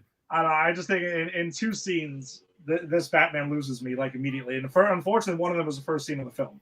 That totally just was like, yeah, I'm out of here. This is from a female gaze, but his body, I like the body because it's not ripped like a Christian Bale. He looks normal. And I didn't have to get into shape for these movies back in the day. They didn't, but I like that. I think he looks like normal. I think he just looks like strapping. He doesn't look like a overtly Marvel-y fit guy. I was like, that looks great. He looks wonderful, and that's realistic. That's it. You know. Well, they let the bat armor chisel them out, I guess, at that time. Well, when you guys were talking about the acting, you weren't referring to Jim Carrey, were you? No, that's who's next. Rick, that's a great transition because that's what we got to get into. That's what we got to get into next. I think Jim Carrey is one of the most underrated and best actors of all time. I think he's terrible in this, but it's not his fault because again, what I think happened is he went, all right, so this is what I want to do with the character. I want to be a bit manic, and I want to do this, and I want to do that because Jim Carrey can do all of that. And Joel Schumacher just went, hey, Jim, did you see The Mask? That's what you're going to do. Because I can see that. This is just Jim Carrey being Jim Carrey in The Mask. What the fuck? He's entertaining to watch, but what the fuck does this have to do with the Riddler? Towards the end, especially, he's like improving, and I'm like, these lines don't make sense. But the beginning, it's all matching up to me. But I was like, the fever dream towards the end absolutely worked. I don't know what he's saying, but like, with the joygasm line, and the whole when he's talking about how Robin wants to be naked, he dreams to be naked with a girl one day, and as I'm watching this, it's true. As the movie goes on, he starts going to some like weird place where he's just spatting shit. I'll blame that on the fact that he's kind of doing drugs. He's kind of sucking all the people. So he's getting stupider and dumber, and not dumber, but he's getting more crazy, smarter. Right. Yeah, but he's still. I mean, that has to have a side effect. Yes, but that's not established in the movie. They never say the side effect is craziness. I'm trying to defend him a little bit, Jason. Trying to defend him a little bit. I'm just saying. I'm going by the text of the movie. Is all I'm saying. Okay, I'm just saying. Maybe you're gonna become the smartest man in Gotham because you're not gonna suck only good people's brainwaves. You're gonna be sucking everyone's brainwaves, and there's a lot more dumb people than there are smart people, especially in Gotham. Because Gotham was not a good place to live. And if you live there, you're kind of an idiot. Right. Then why would your plan be to suck the brainwaves of stupid people if you were so goddamn smart like the Riddler's supposed to be? What knowledge? It was like their secrets. It's a riddle, Jason. Yeah, right, my issue. Sorry, no, I agree with Jason. Here's that my issue with this is that it's Jim Carrey literally just being Jim Carrey, and not really anything we've ever seen of the Riddler. And the character, even though this was first, it does remind me a lot of Electro and Amazing Spider-Man 2. Yes, me too. I mean, it is almost parallel. Like their stories are almost exactly the same. But Amazing Spider-Man, you did. Yeah, no, you did. But that movie gets knocked for it because this is the original one. So they weren't ripping off that. Well, I'll agree with Jace too. As far as he probably said, "Hey, you remember Batman '66? Remember Frank Gorshin? You're going to be Frank Gorshin on crack. Yeah. That's what you're going to be." And I do get that. But I don't think it works. And I think, and here's the thing. Here's what pisses me off most about the Jim Carrey Riddler is I think Jim Carrey would be an awesome Riddler. If you actually gave him a good script and good direction, because I think Jim Carrey is a super talented actor who literally can do whatever you want him to do on the screen. But when you just say be the Mask and he's the Mask and then that's it, it's like, okay, but why couldn't you have given me something good with the clay you had here? Yeah. No, I won't disagree with that. This is my thing with you guys tearing my guy to shreds with Jim Carrey. But we love Jim Carrey. We're not knocking Jim Carrey. We actually like him. I think you guys are looking at this movie through the wrong lenses. This movie is a pop culture opera. Like if you've ever seen Repo, the genetic opera, oh yeah, it's called. I own it on DVD. I own it on Blu-ray. Yeah, this is the precursor to that movie. So why did Harvey Dent go from suave, William December Williams to like this caricature with half a purple face? Well, we're not there yet, though. We aren't there yet. I'm going to rip him apart too. Pop culture opera, right? But I'm saying like this is a pop culture opera. So we are not playing characters. We are playing caricatures. Yeah, but that's not a Batman movie.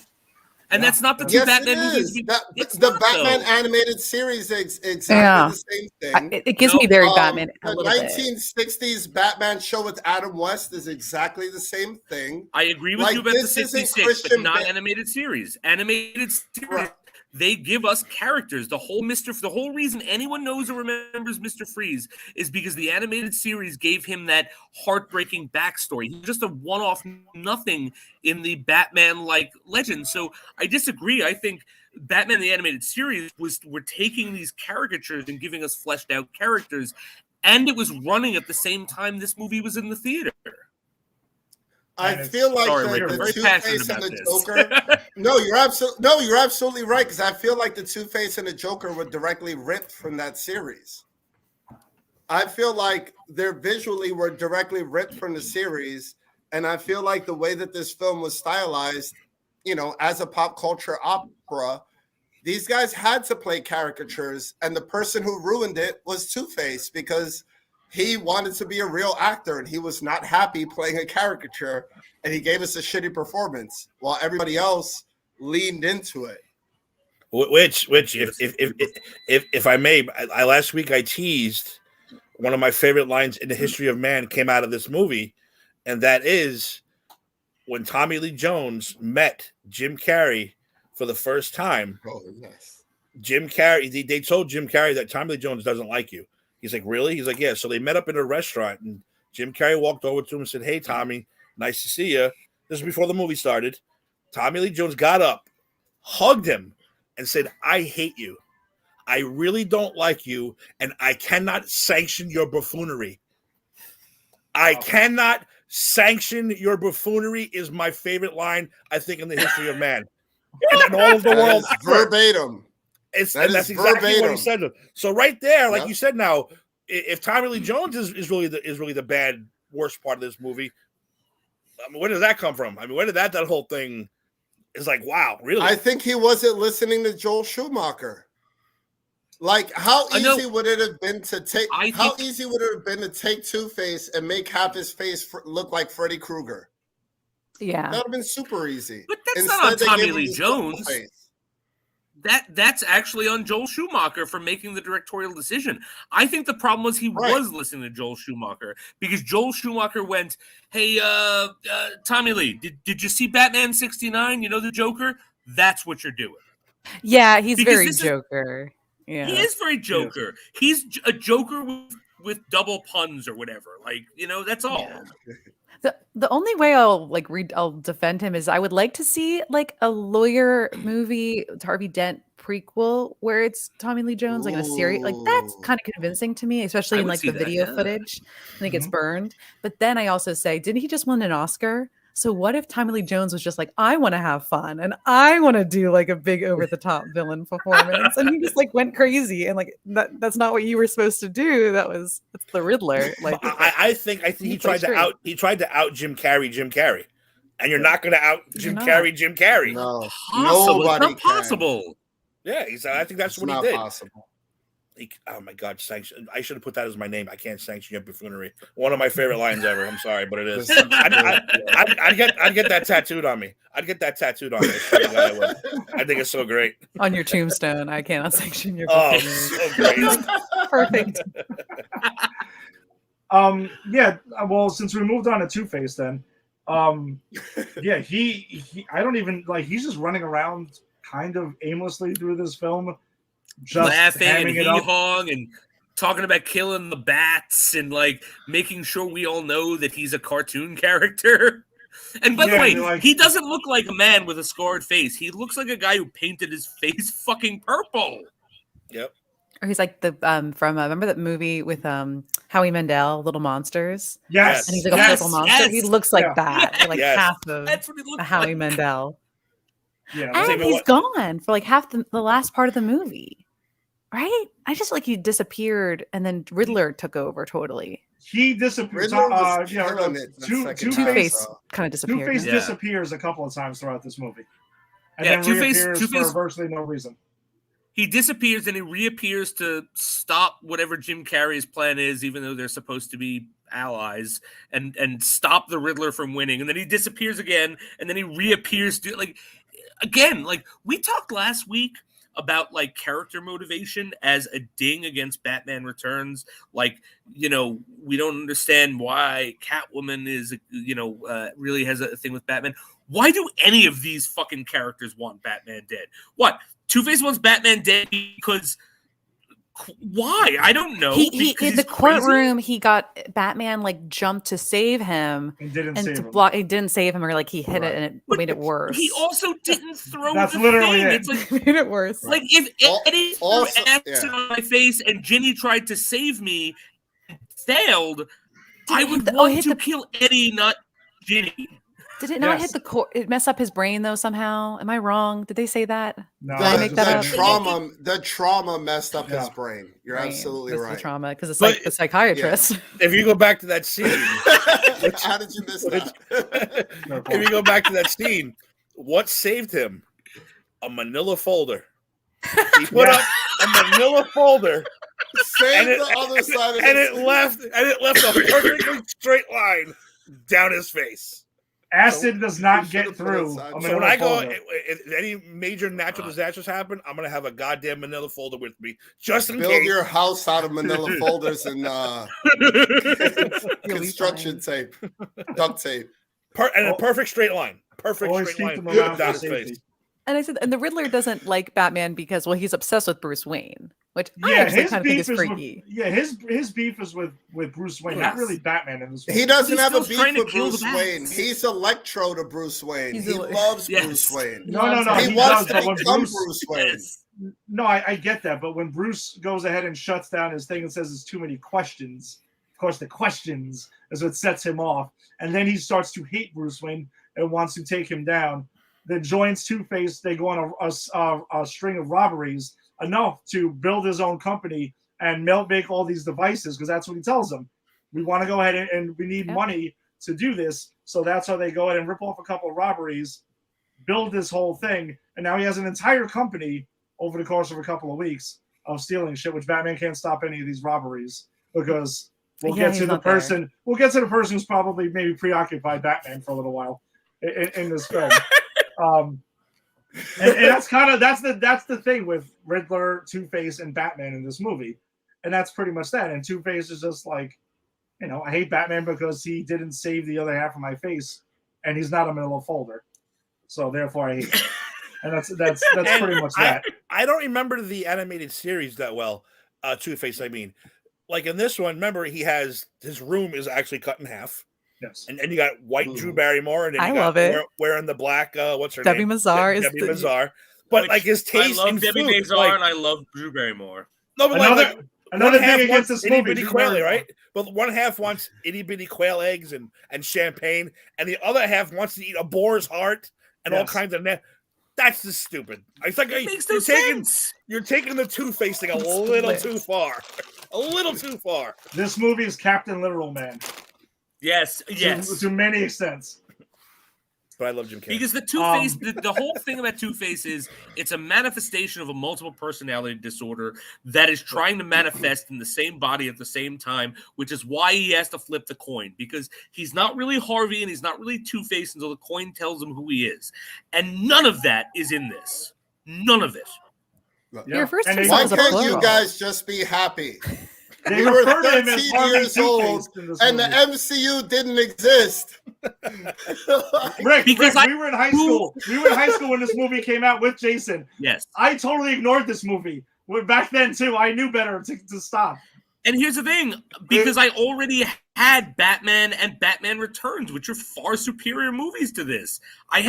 This is a step down. I don't like. I would take this over Batman Returns any day. But those were scary when you're like a 7-year-old kid, like me and my family growing up. This was like our this is it's super high colored, awesome soundtrack, hot stars. I was like, this is what we were like in. This is what no bleeding penguin, which I love, but I also go not as a kid. Well, look, we love this. My nephew was the Riddler for Halloween that year. This was not a bad movie. Like, people enjoyed this thing. Summer People movie. enjoyed it. Summer. People enjoy every movie on some level of some sort. There are people out there who enjoy X-Men Origins Wolverine. There's not a lot, but there's somebody. I don't never run into me. You know one of them. You know one of them, and it's not me. They got a baseball. But let's talk about Dr. Chase Meridian then, before people. Robin, because Robin can wait right now. Ginny, we talked about GoldenEye the other day. Like I said earlier, Dr. Chase Meridian literally is like, hold my beer. I am the horniest person in any comic book movie ever made. She's new in town. There's no dating apps. She sees this guy on TV. She has some political power, I guess, and she's like, "I'm gonna shoot my shot. Let's give it a go." And why not? And like, oh, listen, shooting her shot, I have Balls. no gripes about, because she does it right off the bat, and every single time she sees Batman, she's all about it. I mean, from the first scene, she's literally about to jump Batman's bones right then and there. The second he shows up, and they have a kind of a cool shot where he's coming out of like that shot, Batmobile and stuff. Yeah, it's a cool shot. Great. The But then is not a beeper. hijacks the bat signal and uses that to call him down. And she's pretty much like in lingerie, ready to go right there next to the bat signal again. Poor Commissioner Gordon. It's just a cover up before he gets there. By the way, good question about that, right? So that scene where she's next to the bat signal, ready to go with Batman right there. Commissioner Gordon comes out in his pajamas. He's useless. What is going on? Everybody was sleeping on the roof that night. It was a sleepover at the Commissioner Gordon's place. The pajamas. Well, Commissioner Gordon's the one that usually probably pulls the switch. Yes. So the fact that the switch, he's like, "Hey, I'm supposed to do that." Did I do this? Who did this? He ran out in his pajamas and a trench coat. Yeah, you can't just go out in your pajamas. Well, it was You got to cold. Throw something over it. That is fair. Because we do find out it's Halloween around this time. It is. Eventually in the movie. Yeah, so I dig her. I don't know. I think she is like Joel Schumacher thinks a woman would dress like Veronica Lake, and like she's also a psychiatrist. It's like a gay man's version of a woman, and like he also. And he's also like, okay, romance. What are like a heterosexual or a heterosexual romance? It's very sweeping. Balconies, like nighttime. Nighttime, yeah. Passionate roses. Lest we Blowing forget in the wind. the Capes Sopranos. blowing in the wind. Yeah. Sopranos recycled this idea. Don't forget that. What was that?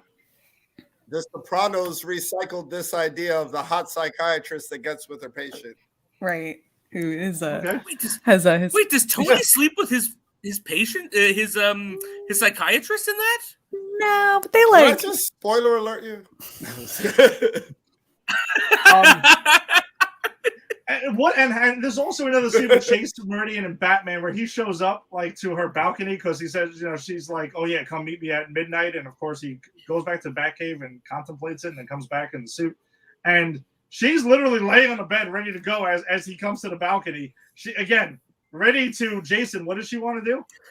Get it on with Batman. Definitely is all about it. And she changes her mind, like, "Oh yeah, I kind of want to be with Bruce at this point." And he turns around with the most ridiculous smile ever. It's like, I feel terror. I was like, what the fuck, man? You're just mad because Batman's not supposed to smile. That's all. Dude, it was just so weird. Batman broke code.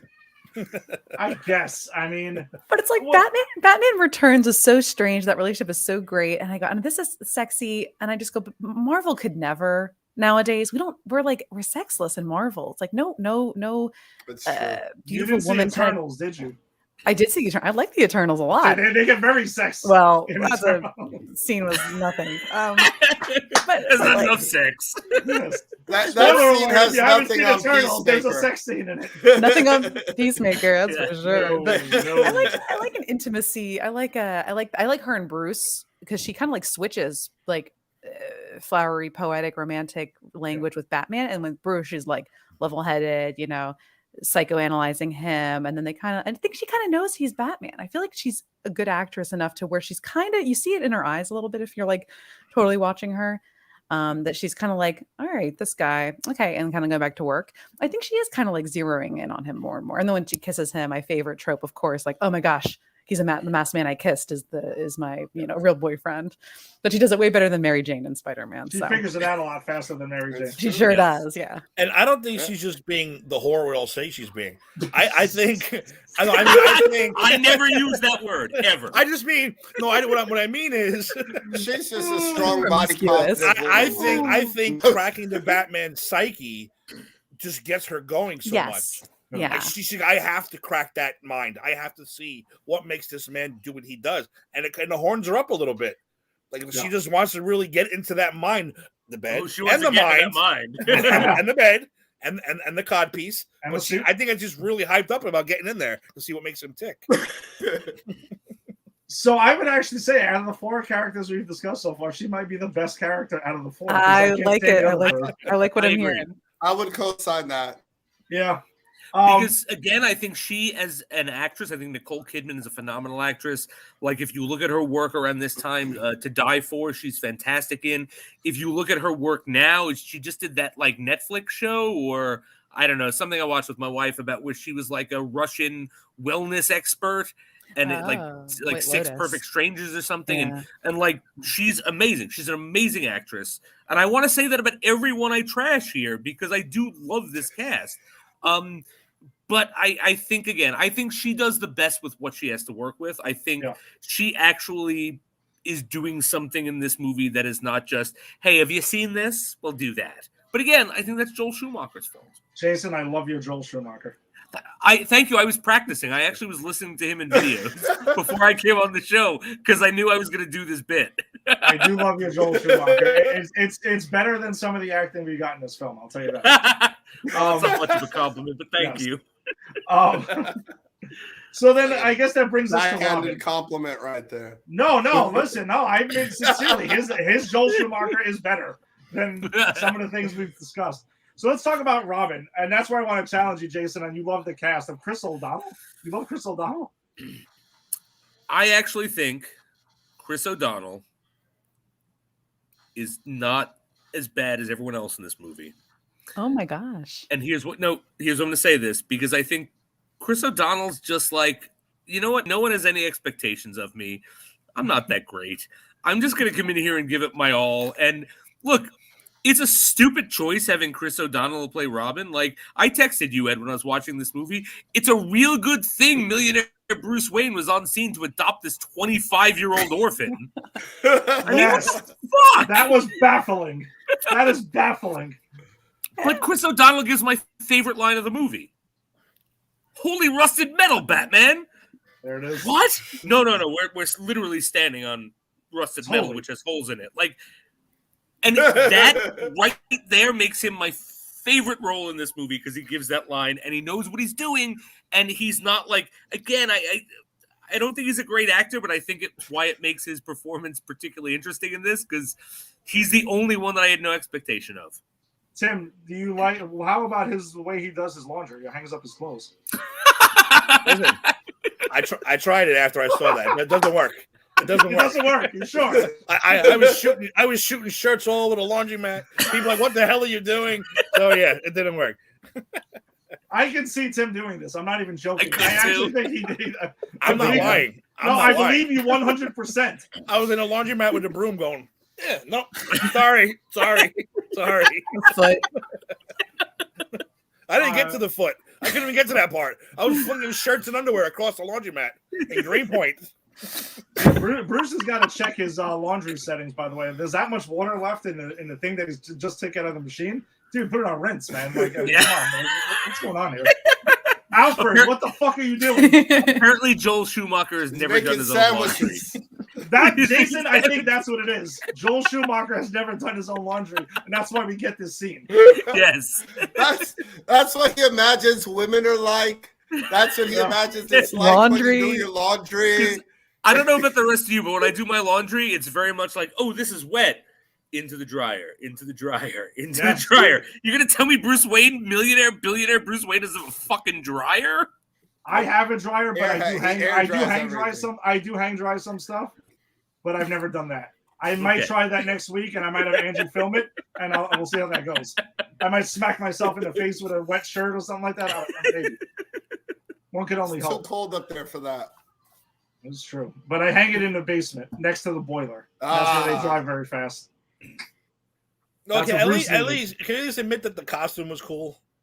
Yes. Actually, I will say the Robin costume is cool. Yes. I agree. Tim, I will give you that. The Robin. I've always been a Robin sympathizer, but yeah, Chris O'Donnell, no. Like you said, he's 30. What are you going to do? Leave him alone. A 25-year-old man. Yeah, let him go. Yeah. And that scene, by the way, that scene when he wants to leave, and they're like, "Oh, but we've made this sandwich. Aren't you hungry, young 25-year-old?" Motorcycle. Well, I have this $1,000 motorbike you could fix up and take you, 25-year-old. Oh, gee, Bruce, thanks for adopting me. Let me go get my shaving kit. Now that would have worked if they would have actually hired a teenager. Corrected a lot of this. Can we all give a hallelujah to Titans for correcting this bullshit? Yeah. Yes. Thank you. Yes, Titans is so awesome. The whole Robin they do name thing, drop Nightwing. They do name drop Nightwing when he's trying to think of what he wants to call himself. Names. Yeah. And is this the first time they said Metropolis and Superman? Yeah. First time they acknowledge another superhero in this one, right? Metropolis. They mentioned Metropolis, but Robin. Batman and Robin was Superman. When he said Superman next week we get a name drop of Superman. That's crazy because we know this is why he works alone. Yeah. God. Yeah, there's that. So the only two returning characters, because to remind everybody, this is supposed to be the continuation of Michael Keaton's Batman, is Commissioner Gordon and Alfred. They're the only two that are consistent throughout these 4 films. This is the most Commissioner Gordon's gotten to do, though, than throughout the series up until this point. This is the most screen time he's gotten. Don't you feel like this is... I always feel weird when I see Commissioner Gordon in the first 2 Batmans, because this atmosphere, this and Batman and Robin just feels like his universe. Like, yes, this is a city that he is presiding over. Like, the crazy characters around him. And I'm like, this is... Yeah, you work in this city. You don't work in the Tim Burton one. That's true. And how... Very true. How useless did they make... That's something I didn't like the fact. I know people have a problem with him, but they made him useless. Yes. Robin in this. It's like, I got my suit. I'm ready to kick ass. You got caught. Now you're a pawn. Now you have to be rescued. You've done nothing in this entire movie except be a whiny bitch. And that was the problem with it. He gets the bat boat destroyed because these two are playing fucking Battleship. That's right. I'm not going to defend that. No. You did. I'm not going to try. I'm not going to try. No, I'm Tim. I don't even think you would even attempt that one. So I guess for characters, that's kind of it. But then I guess we just talk about Joel Schumacher's choices in general. And one of them going with a random gang of neon characters that are nameless and try to steal the Batmobile. See, that's the second. Then Batman and Robin is all that. This is a little bit of that. That's not a lot. We get it's the taste. Yeah, you're right. Because I agree. Because we know what's coming next. This is definitely the precursor to true insanity. You must have liked it. But I'm going to go on record as saying that depending on my watch on Batman and Robin, I may be defending that it's better than this next week. Wow, maybe. I doubt that. I highly doubt that. But Rick, but you were talking about lenses, though, and I'm with Jason on this, though. Oh, that's true. No, I'm just saying, watching this, if you're going into Batman and Robin, because we know what it is, and I've never watched Batman and Robin ever seriously, and I've always watched it for comedic value, and it does make me laugh my ass off every time when I'm not cringing, and I'm not thinking it's a Batman movie. That's kind of my adventure through Batman and Robin every single time. It's cringe and laugh. And well, Rick, you're with me. And actually, Tim, you're with me. Why too. can't you just treat it like The Room? Our love for Arnold Schwarzenegger never fades. So I have entertainment value with Arnold Schwarzenegger and his obscene comments for next. My love for Jim Carrey never fades. And let me tell you, all you guys, you're going to be in hot water with me when you run into me because... My guy I love Jim Carrey. I love Jim Carrey. I'm just talking to Eddie and I. I got to go through the list of Once Bitten, Cable Guy. Once Bitten, yes. Rick, you know I love these movies, Dumb and Dumber, but unfortunately... Why is nobody saying how nice his rhinestone outfit was at the end? It was great. It was so nice. He worked so hard on it. He did, and I want to know when the Riddler sat down and made it. And I love the cane. I'm gonna be honest with you. I don't think that's a little prop. Yeah. I dug that cane though. I love his like it a glasses lot. with the question mark. My question though is, when did he get his hair cut and dyed and shaped? Because he went from being long, scraggly, I love Bruce Wayne, to like buzzed up, I'm the Riddler. Hi. Yeah, And then he goes back to being Enigma with a normal haircut in a suit, and then goes back to spiked orange hair again. So how does he have does the Riddler have control over the hair? Is he like a living chia pet or something? Drew Barrymore does his hair. She's his stylist. Wigs. That's what it is. What did She's John really fun. Lovitz used to say on SNL? Acting. But no, the Schumacher choice is to lighten up the city and to do some of these lines, and the look of Gotham is just, and the Batmobile lighting up like a techno thing or whatever the hell was going on with the Batmobile in this movie. And some of the interiors look nice, like very gothic-y and realistic. Like if we could have a real movie based in like his interiors and some of the dark lighting, I like that. I think that's authentic. And then there's neon. Then there's neon at night throw up all over the place. But his exteriors honestly look like bad 90s CGI. Yes, there's some of that too. Not only Chase Cardi and Since you mentioned the CGI, the guy that did the CGI for this movie went on to do the Spider-Man trilogy with Tobey Maguire. So, like, he got better at his craft. Yeah. So So we could assume this film had the guy that did the best CGI at the time. No, but to be honest, no. But I'm gonna poke a hole in that, because I think not even CGI, but the look of the exteriors of Gotham, it looked better in Batman, and it looked better in Batman Returns. Like, you know why too? I'm sorry, Jason. But why too? Batman and Batman Returns just look like a dirty city, like a comic book city. This one, like you start, even it gets worse than the next one. Like, you know what we need? 1,000 feet in the air, a bridge to go from one building to another. Why? What are you talking about? No one's going to build a head on the bridge. Yeah, let's make giant statues so the Batmobile can jump on it. Like that, it gets real crazy. And this one didn't bother me as much as the next one. The next one, he loses his mind. He's like, listen, I want my city to be like Coruscant from Star Wars, 1,000 feet above the air. I want bridges. I want statues. I want a ridiculous telescope that makes nothing. Yeah, so it gets a little crazy. This one was, like you said, I think this was a little more gothic than crazy. The next one is crazy. And I just think he has this weird thing with his camera shots he uses where it's kind of like on an angle and the side going in. Yeah, it kind of makes me, I almost felt like I wanted to vomit a couple of times.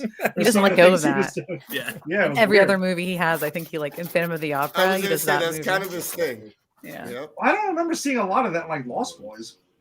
No, not in Lost Boys. Oh, that was really every scene where the vampires attacked anyone. Oh, and they turn. Yeah, you're right. That same angle. You're right. Joel Schumacher did Lost Boys. How did I not know this? Lost Boys is his best movie, I think, by far. Okay, because I never was able to name a good Joel Schumacher movie. Now I can. Lost Boys, and I dig Phone Booth, actually. I dig Phone Booth. I never saw Which it. one? Oh, Flatliners. Like Yes, Flatliners. Flatliners is amazing. That's a good movie too. Yeah, the original. Yeah, the original. The original. The remake is. I never saw it. Oh, the remake. I've seen the remake. It's whatever. It's all right. It's not terrible, but the original is really good. Yeah. All right. So I guess besides anyone got anything to comment on the look of the movie? The dream sequence when he just has especially when he's talking to Chase about like his he keeps having he's a full dream about his parents' funeral and then finding the Batcave, which was like the first time we'd ever kind of seen that on film, I feel like. And I like that. It's very like smoky and like very dramatic, but it's a dream anyway. I think that's great. I think that's pretty The giant bat coming Yeah, at it's him. not neon. It's in the bat comes. Yeah. I want them to be Man Bat. Man Bat. Man Bat.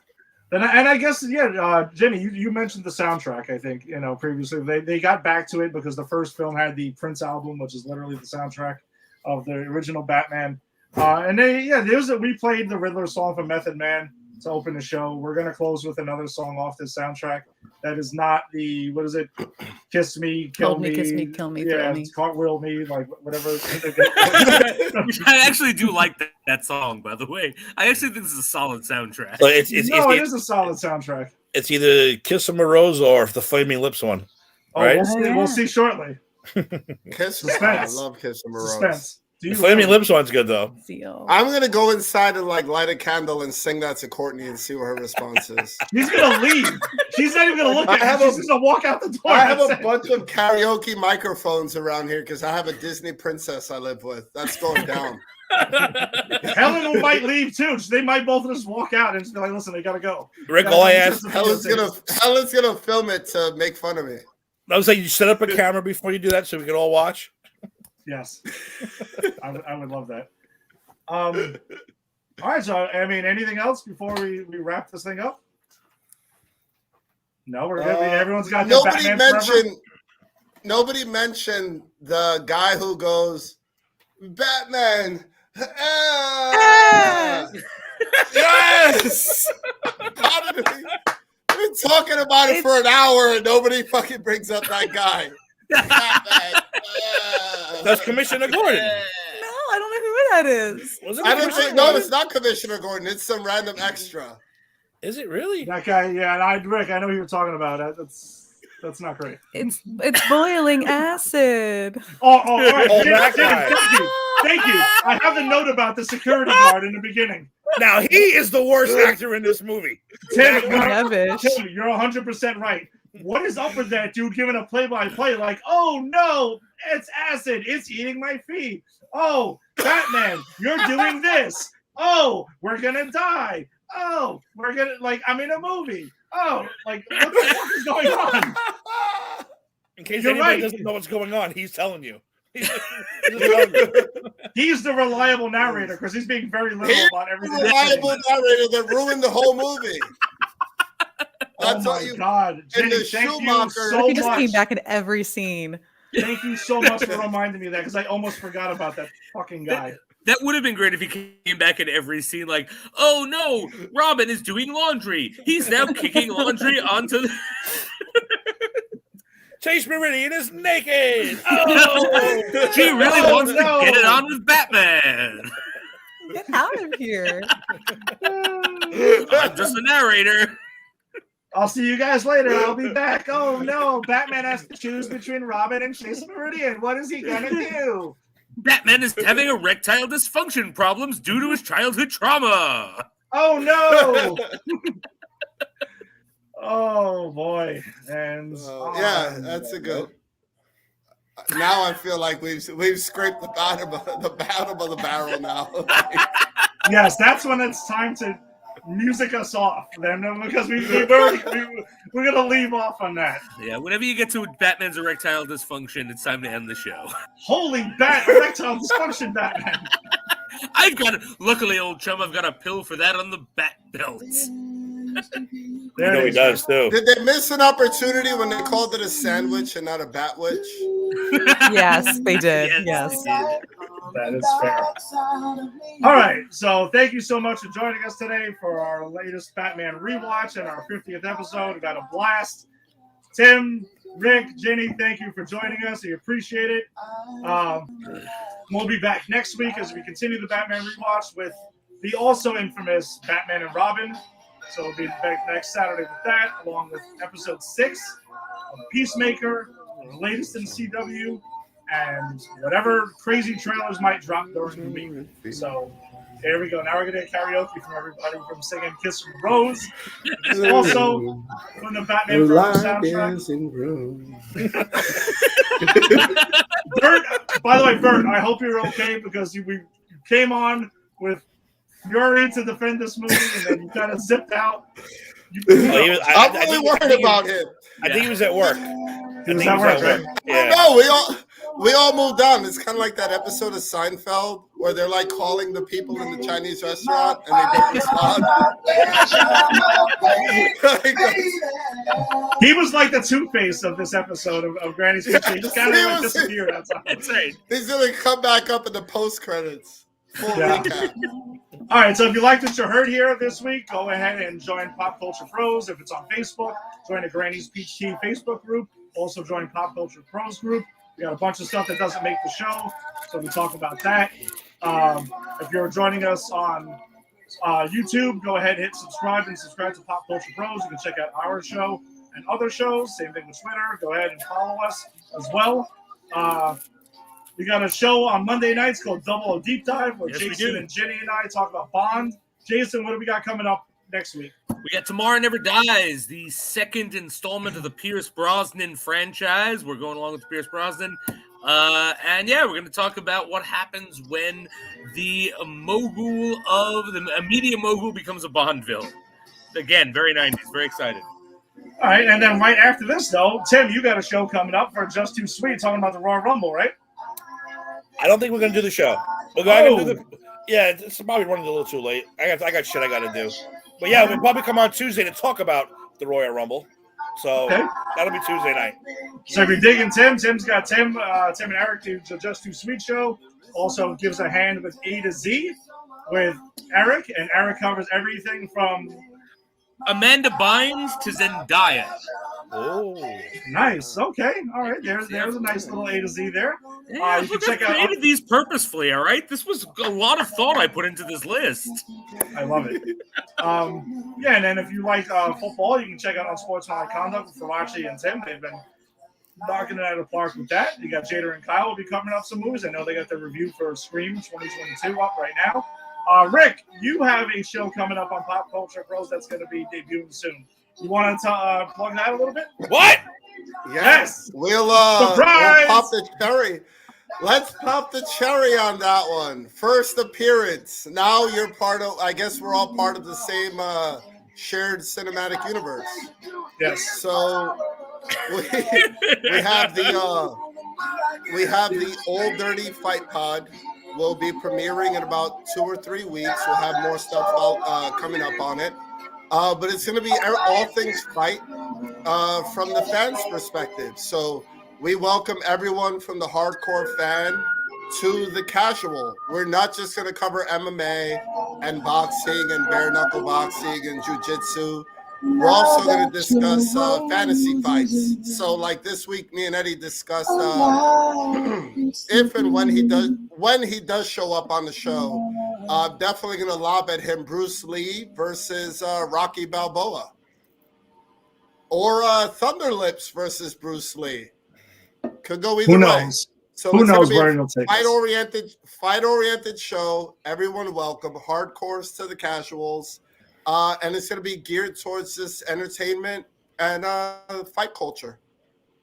Nice. All right, so looking forward to that. Popping up on Pop Culture Pros. So, all right, so we'll see you all next week, next Saturday for Batman and Robin. So we'll talk to you then. Peace. It's the car. Chicks dig the car.